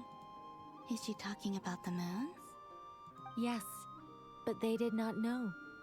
And so, still they prayed for the moon goddess's mercy. After building titanic structures that consumed vast amounts of Kuvaki, at last they glimpsed the moons and heard their voices. But of course, They were gravely disappointed, for it was then that they realized the 3 moon goddesses were dead. Oh, that's such a sad story. It is. Humanity was in a very sorry state at that time. The angels who had once aided them were gone, and the war of funerary flames had left them homeless and destitute. Just a second, I gotta ask. How relevant is all this history to the task at hand? Well, I mean, it's... Okay, it seems we've drifted into irrelevant narrative waters. It's been a while since I've had the chance to speak inside someone's head. As soon as I got started, I lost control, and the words just flowed out like a waterfall. What I'm trying to say is... Right, yes, that's it. The relevant part is the ritual created by the Hyperboreans. The fact that they bypassed the false sky and saw the true moons implies that they successfully built a connection between Teyvat and the outside world. Which means, with enough Kuvaki and a sufficiently stable connection, it should be feasible to send one person over the border. Okay, so they built some kind of portal? A portal? Oh, yes. A portal. Yes. Is something wrong? You sound disappointed. I just didn't expect you to summarize it so well. It turns out I could Why have is said all Columbina that walking in one around? word. If only I'd managed to think of it. No, please, it's fine. This is invaluable knowledge. I'll be sure to record and preserve everything in writing. Oh, really? Well, in that case, I suppose I could backtrack and add some more detail. I did gloss over a few things so far. Whoa, whoa, whoa, time out. Let's summarize what we've got first. The Hyperboreans were the last ones to use this method, right? So we somehow need to find whatever structure they built and make sure there's enough Kuvaki to power it up. Luckily, we have the moon marrow of both the eternal and iridescent moons, so we're all good for Kuvaki. Which means the key issue we need to focus on is finding the place. Am I right so far? Yes. Although I expect the structure is long gone by now. That said, what if we could take advantage of the phantoms to travel back to a time when it still existed? Well, travel back isn't quite accurate. It's more like we'd be creating a handshake between 2 points in space-time. We wouldn't even have to pick a time when it still existed. It could just be a time when it still appeared in phantom form via projection, or we could project our own phantoms, fold them together, and... What did I do with the chat? You look lost. Was that too hard to follow? Yeah, things got a little, technical there. Paimon's brain is reaching capacity. Alright. Let me think about how to put this more simply. Okay, got it. Hydrate. Okay. Thanks. Over the next few days, I'll search for phantoms that we can use. Once I find one that moved meets my the fan criteria, towards me. I'll let you know and we'll regroup. So if you see my By hair completing certain going all rituals, crazy, that's why. specific Columbina! individuals will be able to enter the phantom and make it to the Hyperborean structure. If everything checks out and it looks feasible, we'll just need to wait for Moon Prayer Night, and we can send the Moon Goddess back home. I'm really skimping on the details here. What are you doing, Is Raptor? this making any sense at all? I think so. For now, we'll just wait to hear from you. Yes. Basically, yes. Great. Counting on you. In the meantime, we'll focus on finding the Moon Goddess's name. My name? Are they looking for a way to stop me from disappearing? Oh, you had Excuse to me, make sure that it Miss- was legal. Like you had Go to on, tell me Miss that it Nicole. was legal. This conversation was a little all over the place.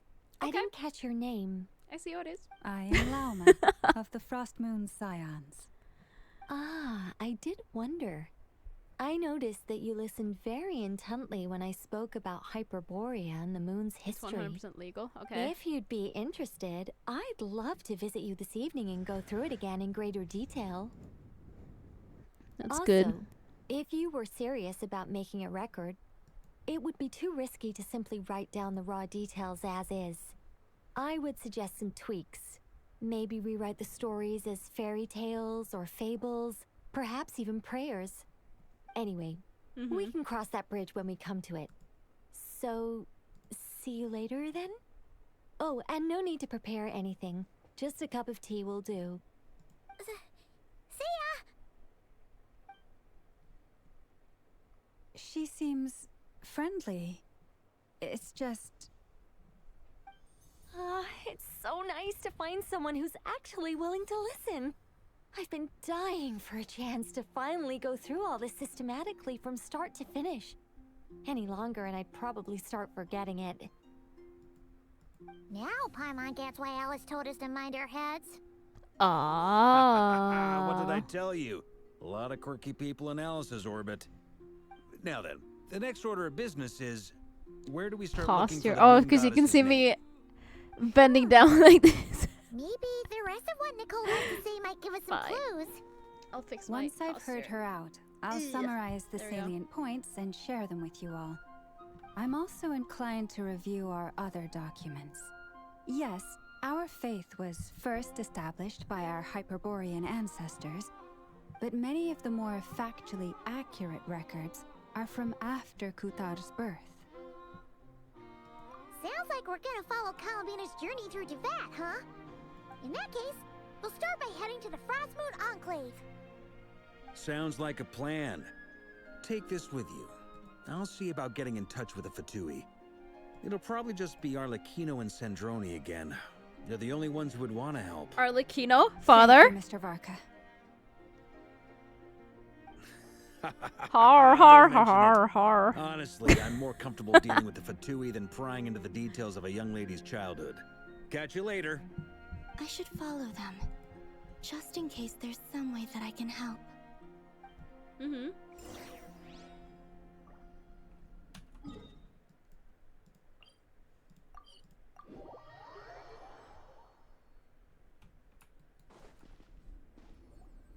A while ago, I took the time to organize all documents in our possession that pertain to Kutar. What you see here is the material I consider reliable. You're saying there's unreliable material too? Yes.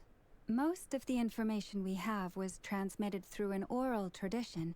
Inevitably, some of her stories were mythologized and deified over the years through countless retellings. That's why I organized them into reliable and unreliable. There's no sense seeking answers in history know you do, unless we Raptor. can ensure the veracity of the historical I don't know record. how long this quest is. Makes sense. I'm just gonna. There's like 2 parts, so I'm doing the first part today and then the second part tomorrow, hopefully. And I think like the whole quest line is like 6 hours long. So, but I think this one is like 3, and I already done like an hour or 2.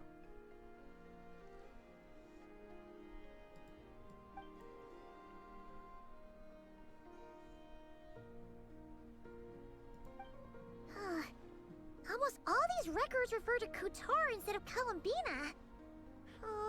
Although neither of those is her real name. Paimon's not sure what point she's trying to make. What we can gather from these records is that the Frostmoon Scions worshipped her as a god, placing impossible expectations upon her. I cannot fault them for their earnest faith, but for all their devotion, worshipping her day in, day out changed nothing. I imagine that none of it resonated with Columbina.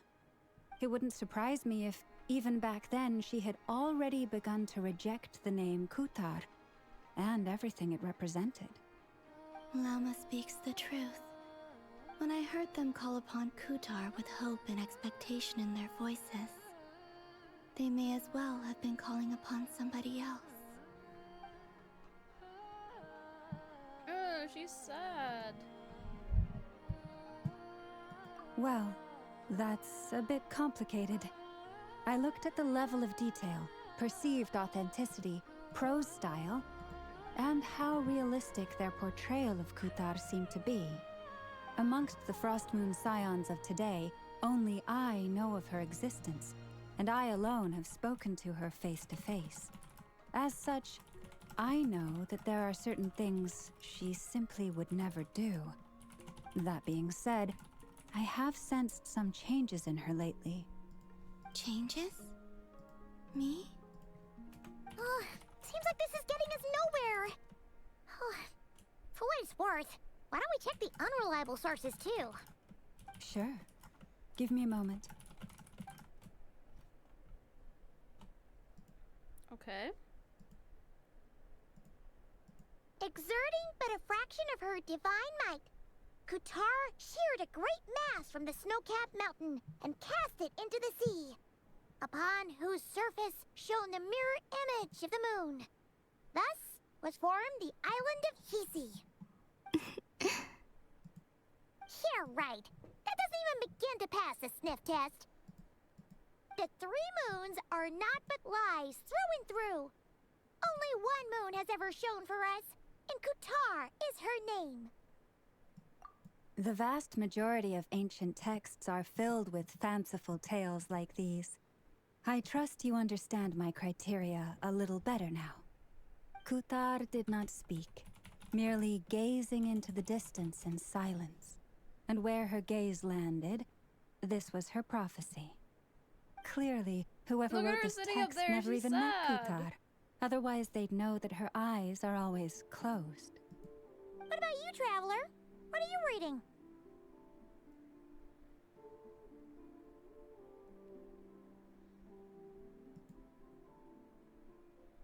Come on, let Paimon see. The child wished to build a wooden nest Oh, there's with a which to shield bird. a fledgling bird from the cold. But being so young and lacking in strength, the child could not snap the branches from the trees. Kuthar was passing by. Upon seeing the child, she summoned forth a Kuhenki, who built a beautiful nest for the child. I remember that. Not knowing the meaning of Kuthar's divine intervention, the child dared not to respond, and thus ran home to call their parents. But Kuthar was gone. The Moon Chanter declared the event a miracle and took the nest as a relic, placing it on high for all to see. The child was named as one favored by the goddess and was greatly respected amongst the people. Yet, no further miracles were bestowed, and this matter was forgotten in but a few years. Huh. Any thoughts after reading that? What was that? That scared me. Maddie! Hi, Maddie. Yeah. Columbina probably just wanted to join the kid in making nests. Ah.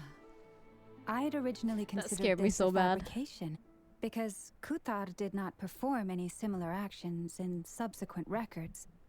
But now that I think about it, it does seem like something Columbina would do. It's just that... She didn't know how other people would interpret her actions.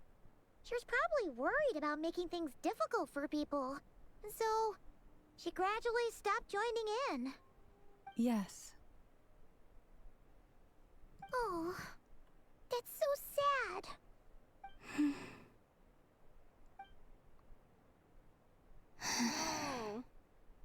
And now, I can make no such gestures of warmth, even if I want to.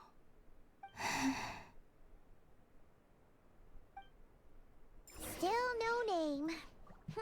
That's a bit of a shame. Alright. But we did learn some interest. Wait. No, I just missed that. I'm so mad. Barca said he was gonna set up a meeting with Arlecchino and Sandrone, right? Let's go back to Nasha Town and see how he's doing. Marka! Let's see. There's Barca. Oh, and it's Durin and Albedo too. Yeah, surprised we bumped into each other last time. I convinced them to stick around a little longer. We were all waiting on people, so I figured having a little company would help pass the time. Ah, so you've been waiting for us? Does this mean that you've already arranged things with the Fatui? Sure does. Now you're back, we can go meet up with them together. How'd your investigation at the Frost Moon Enclave go? Well, we didn't find out Columbina's true name. But apart from that, it went pretty well.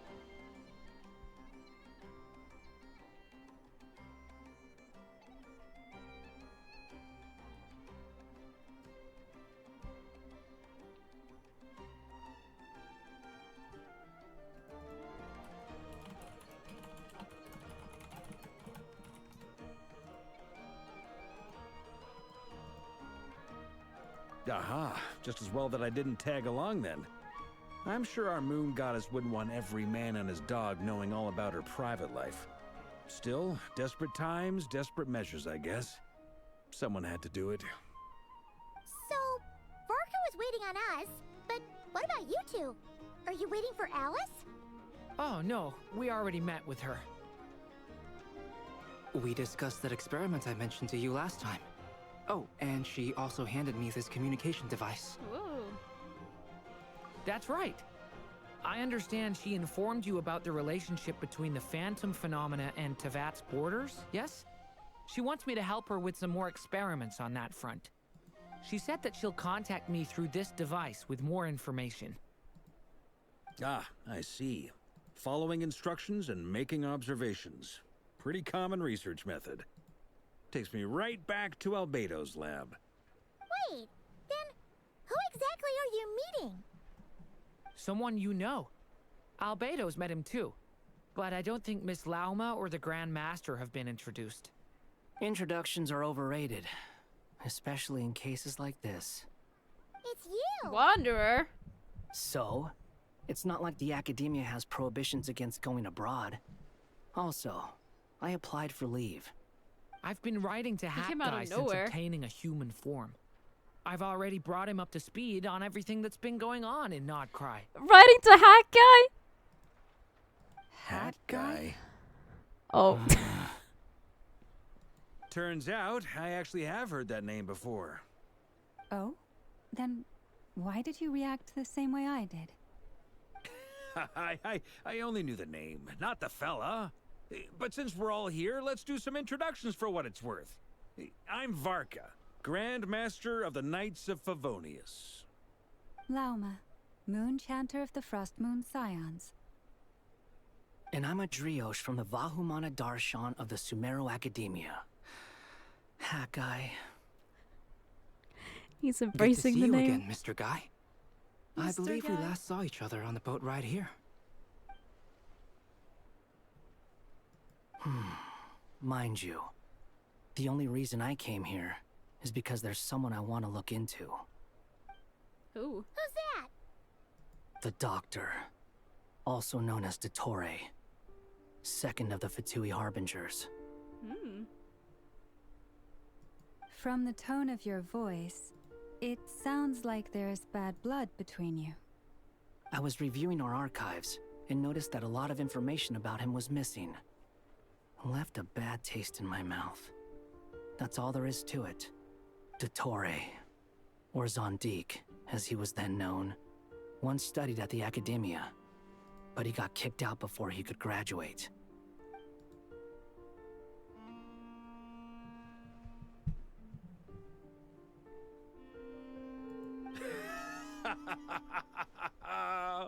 So the Harbinger's #2 man is a college dropout? Ah, how embarrassing for them. Last we heard, he was planning something. We actually heard that a few times before, even coming to Nocturne, but we haven't seen a trace of him since we got here. He only appears when something interests him. For all we know, he might have left already. But the fact he did something here at all is worth noting. It'll fill a couple extra lines in his file. Why does it sound less like a file you're writing and more like a criminal record? Anyway, we were just about to meet 2 of the other Harbingers. Want to come along? You might learn a thing or two about him there. Sure. Yeah, let's Even go, though they're hat guy. harbingers, well, they're old acquaintances of ours, so, you know, when you talk to them, try to be... I got it. The Frost Moon Scion's relations with the Fatui remain tense. Forgive me if I do not attend. Columbina! In that case, we'll continue assisting Miss Alice with her experiments. Good stuff. Everyone's having a fruitful time. All right, we better get going. I'll lead the way. I don't know if I trust to follow Varka. Hey, Wanderer. Are you for revenge? Well, yeah. That's obviously part of it. But I'm not the only one who has a score to settle with him. Neither you, nor Lesser Lord Kusanali, nor I want to see him meddling with things again. What's the hurry? Don't worry. Pigeons always know which way home is.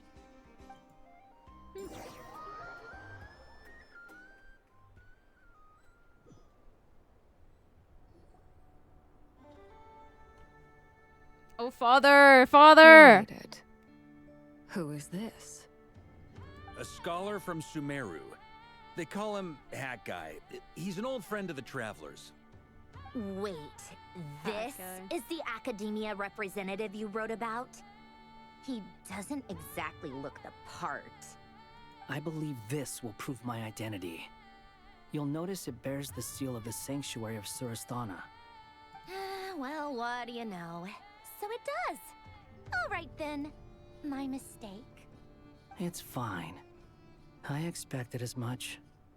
What? So as I mentioned in my letter, the Academia's got its eyes on Dottore. But this matter remains top secret. Apart from those assisting in the investigation, the fewer people who know, the better. If anyone asks, I'm here in Nocturne to pursue my personal academic interests. Gotta say, Varka, you did pretty well to keep all this under wraps for so long. Sounds like you got in touch with the Academia about this way back. you flatter me. Where do I even start? Remember that time we fought Rerir at Star Sand Shoal? He sure let me have it then, didn't he? I'll bet Dottore had that all sketched out, with me as his convenient little pawn. He could not care less about us if he tried, but hey! The feeling's mutual. Does Dottore really strike you as the sort who values his relationships with his colleagues? Fair point. Definitely not. Which is why I always keep my guard up whenever he starts making suspicious moves. To that extent, our motivations align. On top of which, I consider you trustworthy people. Now, back on topic. In the wake of the Reikir of Solnari episode, Sandrone and I grew suspicious about Dottore's complete inaction during the entire affair. So we tried to find out what he'd been up to, but unfortunately to no avail. He never lets anyone in on his plans. The more he cares about something, the more secretive he gets. Indeed. Perhaps he believes that by keeping a low profile, he can avoid trouble. But that trick isn't going to work on his colleagues. Yeah, I mean, he's been researching the ancient moon's remnants. And he's been trying to get his paws on the moon marrows. Only an idiot would believe he doesn't have something more planned. With this in mind, I returned to Snezhnaya and relayed my thoughts to Her Majesty the Tsaritsa, entreating her to have him recalled. That's pretty direct. Did the Tsaritsa agree? Yes. I made it abundantly clear that the Fatui's business in Nocturne is almost concluded, and we do not need 3 harbingers in this territory. Her Majesty concurred. Accordingly, Dottore has returned at her orders.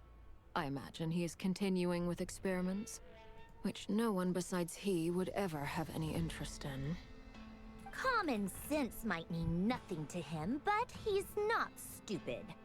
He knows that no good can come from opposing the Tsaritsa. Smarts alone won't get him all the way. He needs the Rooster's resources and Regrator's Mora, both of which the Tsaritsa can strip from him by waggling a finger. But doesn't he have a track record of publicly following orders while going against them in private? He probably has it down to a fine art by now. Wouldn't put it past him. We worked together on a research project once. Only briefly, but it was enough to show me that we're fundamentally different people. He has no interest in doing things methodically, stage by stage.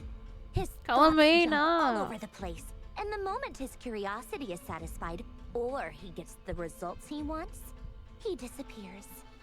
The only similarity we share is that, once we set our minds on doing something, we will see it done, whatever it takes.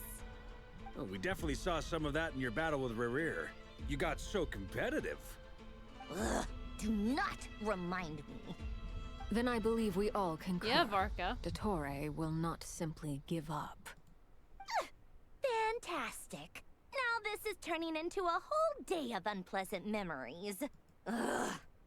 Are you talking about the moon marrow stuff? He also strikes me as the kind of person to disregard experimental regulations, ruin all the equipment, and go way over budget. Then leave the first person he can find to deal with the fallout. Exactly. This one time, he was running some high-temperature experiment and the substance exploded. But does he care? No. He orders his subordinates to open the device so he can observe the results, which causes the gas inside to leak out. That gas was poisonous. If I hadn't been there, who knows how many people might have died. And after all that, he left while I was still cleaning up after his mess. What a waste of time, he said. Waste of time? Oh, whoa! The nerve! What was that? My time! You've been bottling that up for a while, She was huh? like, Hat guy, I must say, you seem awfully familiar with internal Fatui affairs, especially when it comes to Dottore. Thank you, Lady Harbingers, for providing such valuable information. I have no other questions for now, so I'll be on my way. okay, bye, hat guy. You're just gonna leave? You're welcome to join if you want. Ugh. Just when Paimon thought he'd finally mellowed out. He makes quite the impression. I'll say. I've met tons of headstrong people, but not many of them would join me in bad-mouthing Dottore. Anyway, back to the main agenda. Varka, you said that Columbina has gone missing? Or rather, disappeared. Yeah. We're working on building a connection between her and this world. The simplest Hopping method in is to VC right find out now. her real name. I don't know how long this actually quest asked her is. that question I don't know if I can before, join right now. But she said she didn't know. Considering our relationship, I doubt she was lying to me. As far as I recall, she was never dispatched by Her Majesty to claim a gnosis or anything like that. The Tsaritsa's plans had long contained a place specifically for her. I always thought that was weird. What could she do that the rest of us couldn't? Knowing what we do now, it's probably something related to Kavaki, right? Mm-hmm. More than likely. When she first arrived, Columbina would often go to Her Majesty and ask when she could start the task assigned to her.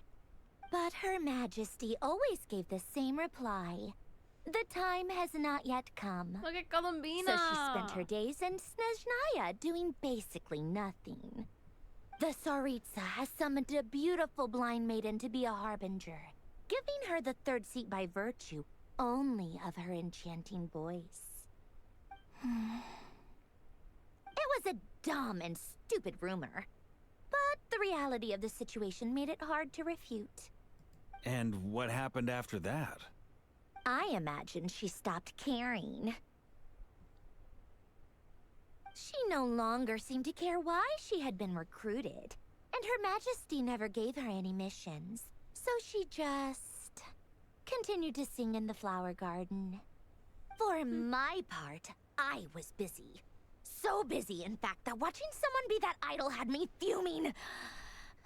Oh no, she's fuming!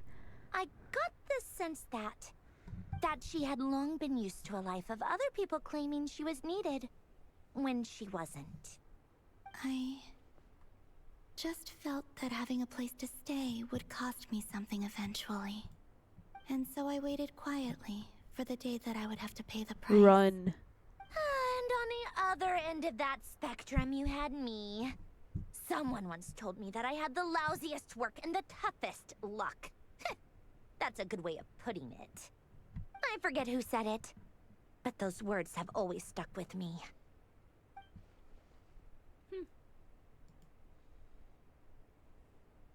But you've done your job exceptionally well all this time. Because at heart, you are a conscientious person. What is it? Something come to mind?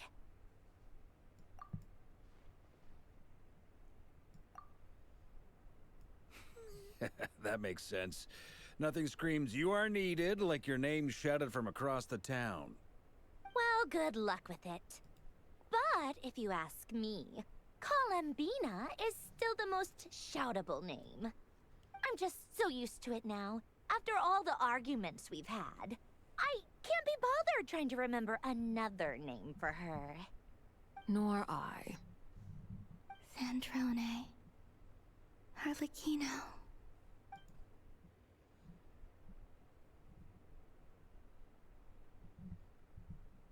Huh! Oh! It's a Sealy! Does that mean Nicole has news for us? Ladies, I thank you for your hospitality. If the chance ever comes up, I definitely owe you both a drink sometime. I'm sure it will. You can make your own way out. Heck, you've been here enough times, you probably know your way around better than I do.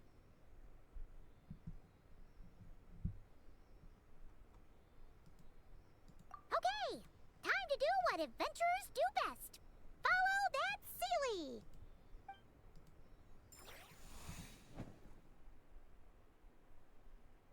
Oh, look at that!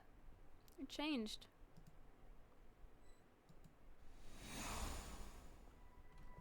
Here you are.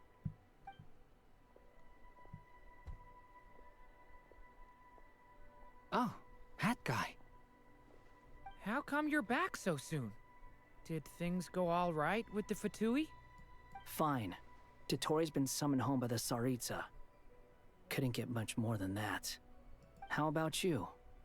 Any progress with the investigation? Unfortunately not.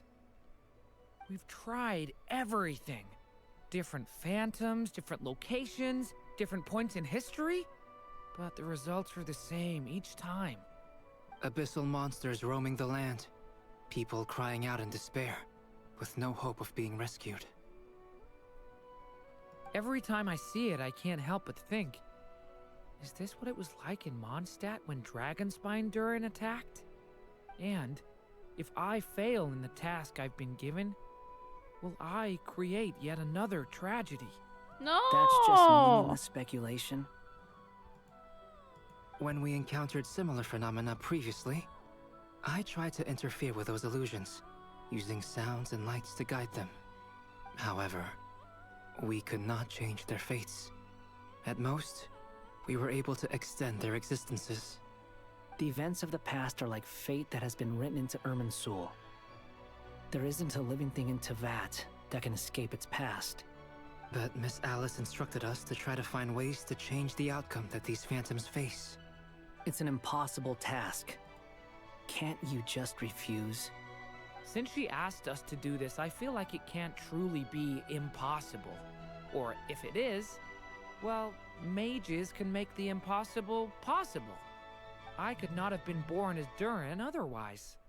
But you also said that your past 39 attempts were fruitless. That's true. But you're still going. Yes. After this many futile attempts, surely you realize that you're not doing this because you still believe what some mage told you. It's because you want her hypothesis to come true. It's something you wish for deep inside. So, think for yourself about what you want to do. As long as you don't believe it's futile, it isn't. Yeah. Previous experience indicates that we cannot touch the phantoms, which limits the effectiveness of our interventions. If we want to clear this hurdle, we need to break this rule somehow. Same thought here. Following the same rules means repeating the same failures. Reducing ourselves to mere playthings of fate. So you mean we need to figure out a way to make contact with them despite knowing that we can't? Yes, and I suspect that's something only you are capable of. Everything in Tevat is logged in Irminsul, but the withering that once occurred in Sumeru was a sign that the Great World Tree was being corrupted. This corruption allowed things that should not have existed in Tevat to appear. This is tantamount to rewriting reality to an extent. You're saying abyssal power might be able to affect those phantoms? No one's ever tried it before. If you're gonna try it, it'll take courage. And you have to be confident that you can control it. Is anyone there? Has anyone seen my daughter? What's happening? She's missing. I have to find her. I hear someone inside. Spargana? Are you in there? Ah! If I can use my abyssal powers to warn him that there is danger here, maybe it'll change his decision. Maybe he'll stay away. Yes. The important thing is not the nature of the power, but rather how you use it. To intimidate and obstruct. Sounds about right for the Abyss. Well, let me try. I should be able to influence that thing. Mm-hmm. Have you seen a little girl? Oh, we get to play as Durin. What? This isn't the time for that! Just run!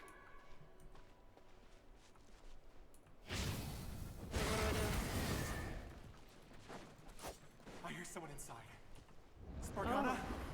Are you in there? Where are all these monsters coming from? Okay. What is this? Looks dangerous. I should get out of here. Wait, what? I think I did that wrong. He really left. Oh. Ha! We did it! Don't celebrate too soon. Follow him. See what he does next. Monsters approaching from the front. You need to stop them and create an opportunity for him to hide.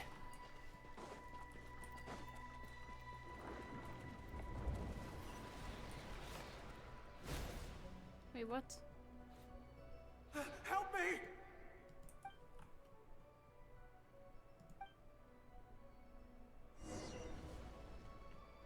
Monsters Oh. approaching from the front. I did that wrong. You need to stop them and create an opportunity for him to hide.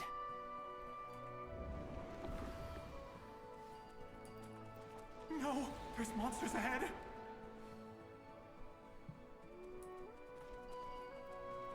Wait, is that the barrier I saw earlier?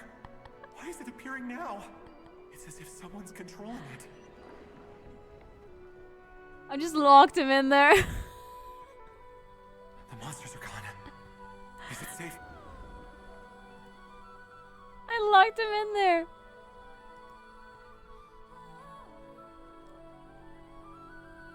The barrier's gone too. How odd. Anyway, I guess I'll keep going.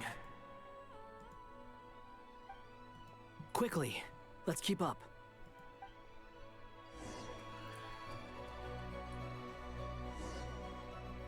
Wait, there was someone else here? Don't go any further. We've got anti-monster traps laid out everywhere. Wait, where am I God, it going? must just be up ahead. I have to go.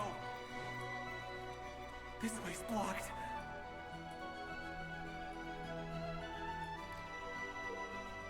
Okay.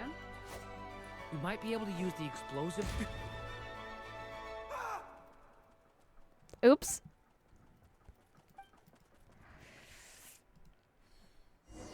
I just blew him up. Wait, there was someone else here? Don't go any further. We've got anti-monster traps laid out everywhere.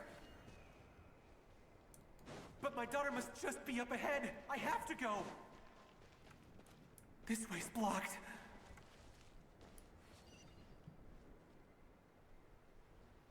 We might be able to use the explosives over there, but we need to take care not to hurt him.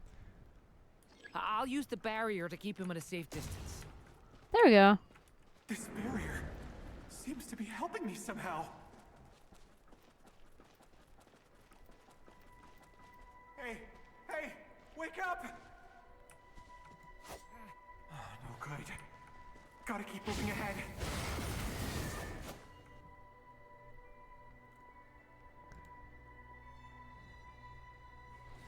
So many monsters! There's still a chance, Durin. Use the traps.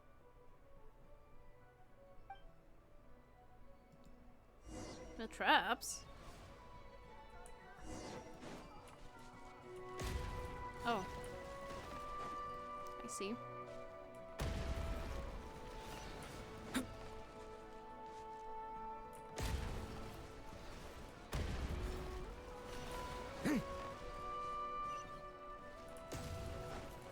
No!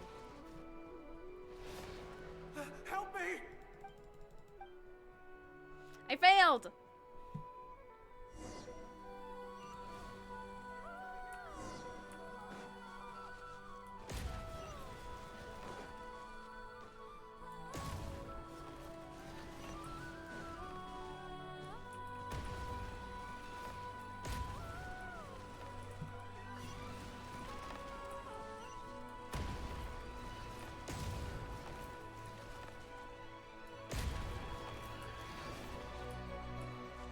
Did I do it?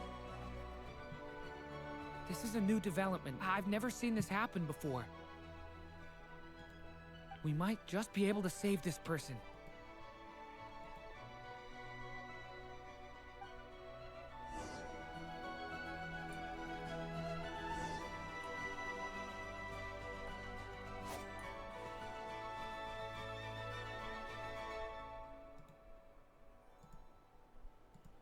Hello there. Have you seen my daughter? Spargana's her name. She's carrying a large backpack. Get out while you still can, you fool.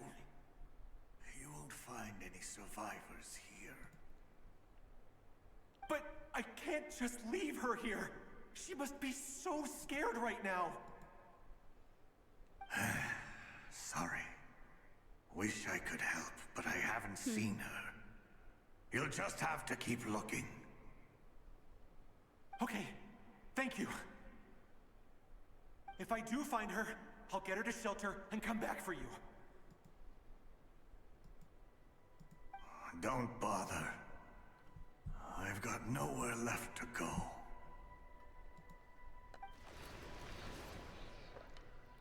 What's that noise? Monster! No, if he goes inside, he'll be walking into a trap. Let's try this once more. This time, we have to stop him. Okay.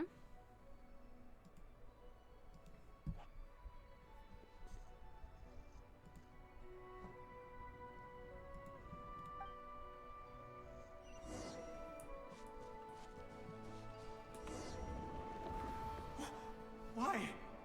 How will I know where Spargana's gone like this? You know what? I'll trust this strange barrier. It's gotten me this far after all.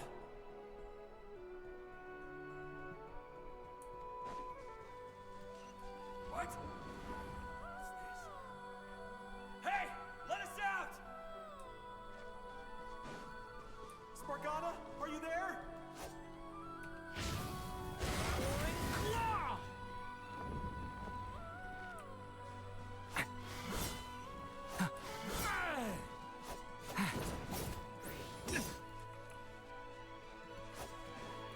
Wait, what?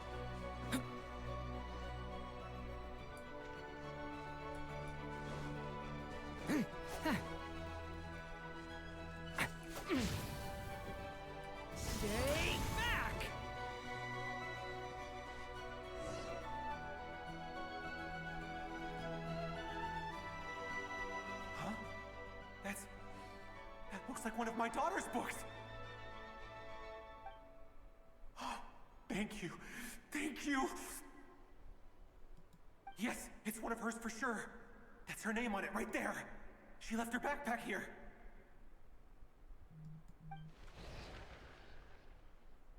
Durin, just like last time. Use the explosives.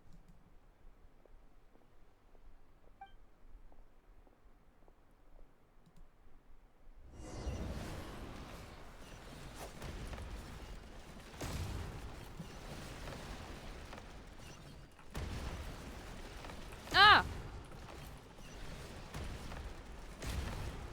Oh no. What's happening? It won't work. There's not enough left. If he makes it in, he'll die.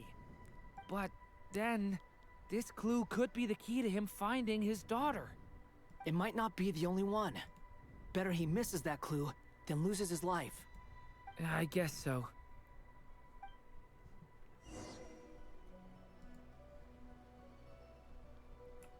Stop him, Durin. We can't let him get any further in. That's my daughter's book! She's passed this way! Why? Why won't you let me go in? I've searched and searched and searched just for this! But how will I find her without any clues? I no longer have anywhere else to go. No!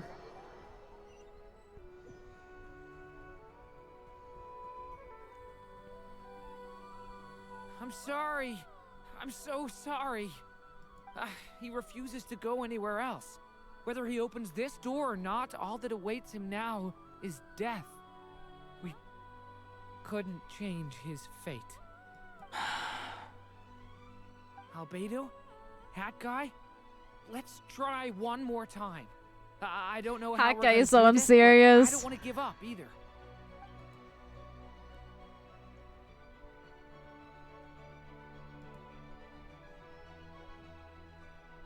Why am I here? What's going on? All these scenes running through my head. Where are they from? Huh? What's going on? His reactions have changed. How many times have I... What's happening to me? Huh? Wait. Who are you? You can see us now? I feel like I always could, but that I only just realized you were there. I'm sorry, I don't know how to describe what I'm feeling. But you were the ones guiding me using that marked barrier, right? I haven't done anything yet, but those monsters, those deaths, they feel like memories. Like things I really did experience. I won't find my daughter. In fact, I'll ultimately die trying to find her. Isn't that right? What? No, it isn't. Yes, it is. Even so, we're trying to find a way out of this. You've not seen my daughter either, have you? It seems she really isn't here. No. I'm sorry we couldn't help you.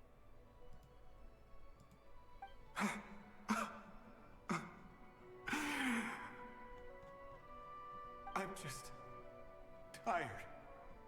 Maybe this is destiny. Maybe it doesn't matter how hard I search. How long do I have left? Experience says 15 to 20 minutes. 15 to 20. Thank you for all your help. Let's rest a while. You look exhausted too. Now's not the time for you to start pitying us. It's not pity. I'm just realizing that I've only got 10 or so minutes left. You know?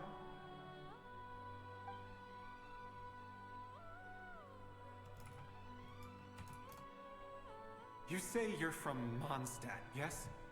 A place with windmills where people enjoy limitless freedom?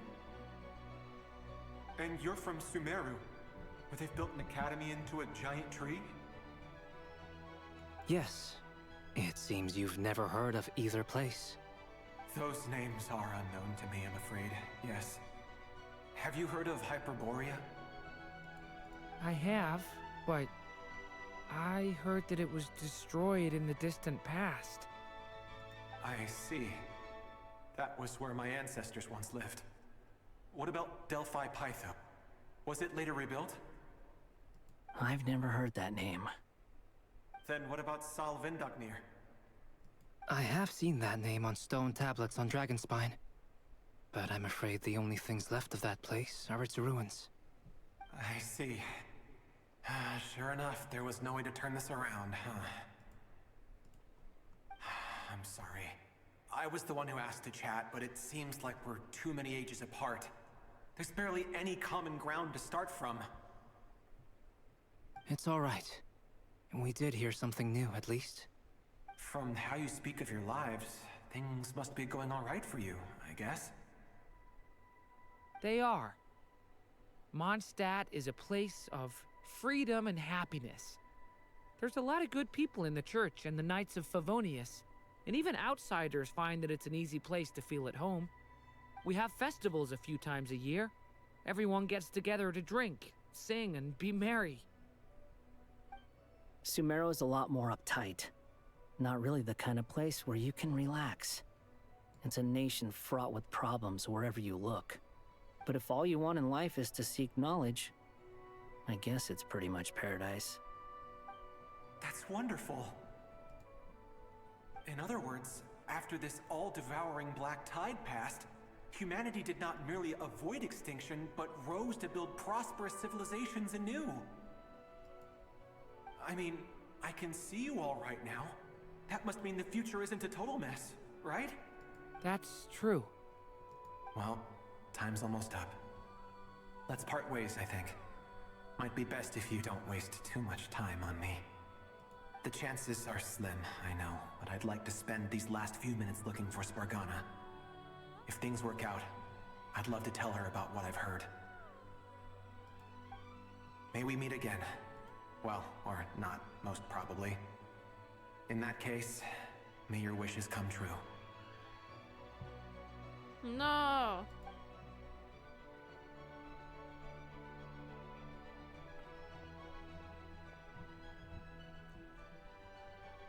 He's gone.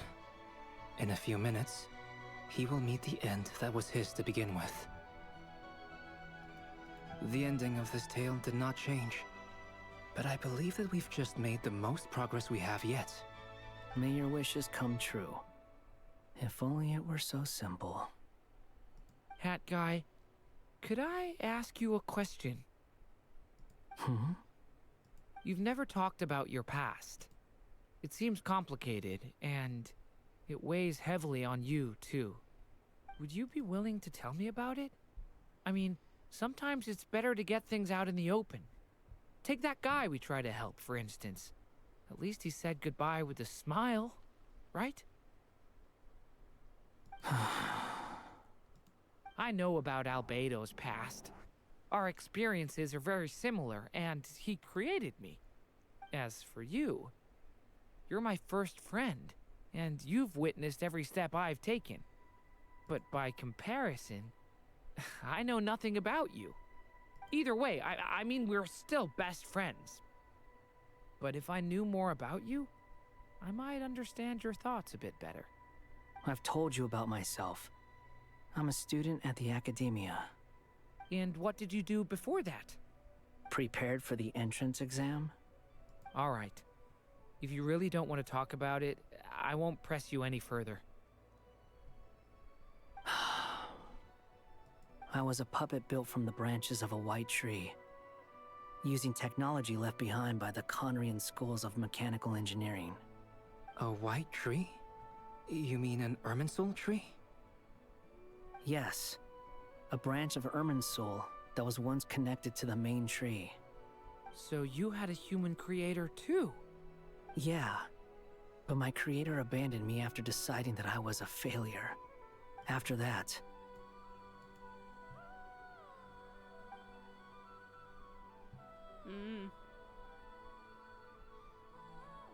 Durin. Resisting the influence of the abyss, suppressing the urge to destroy, trying to do the right thing. None of these things are easy. But no matter how hard they are, trying to rewrite past wrongs is far harder. You asked me if you would create a new tragedy if you failed.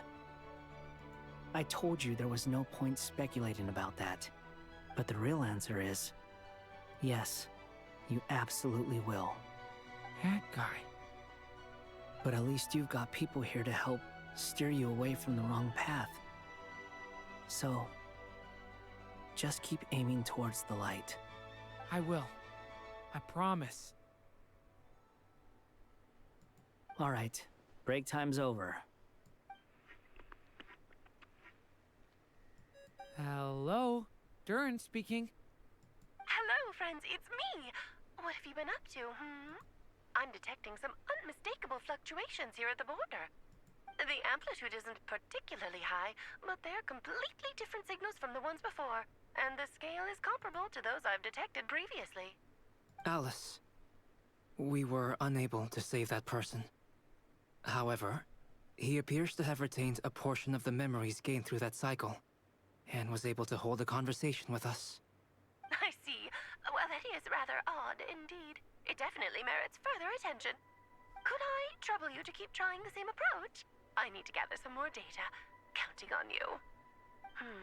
I should probably have Nicole come and check this out as well.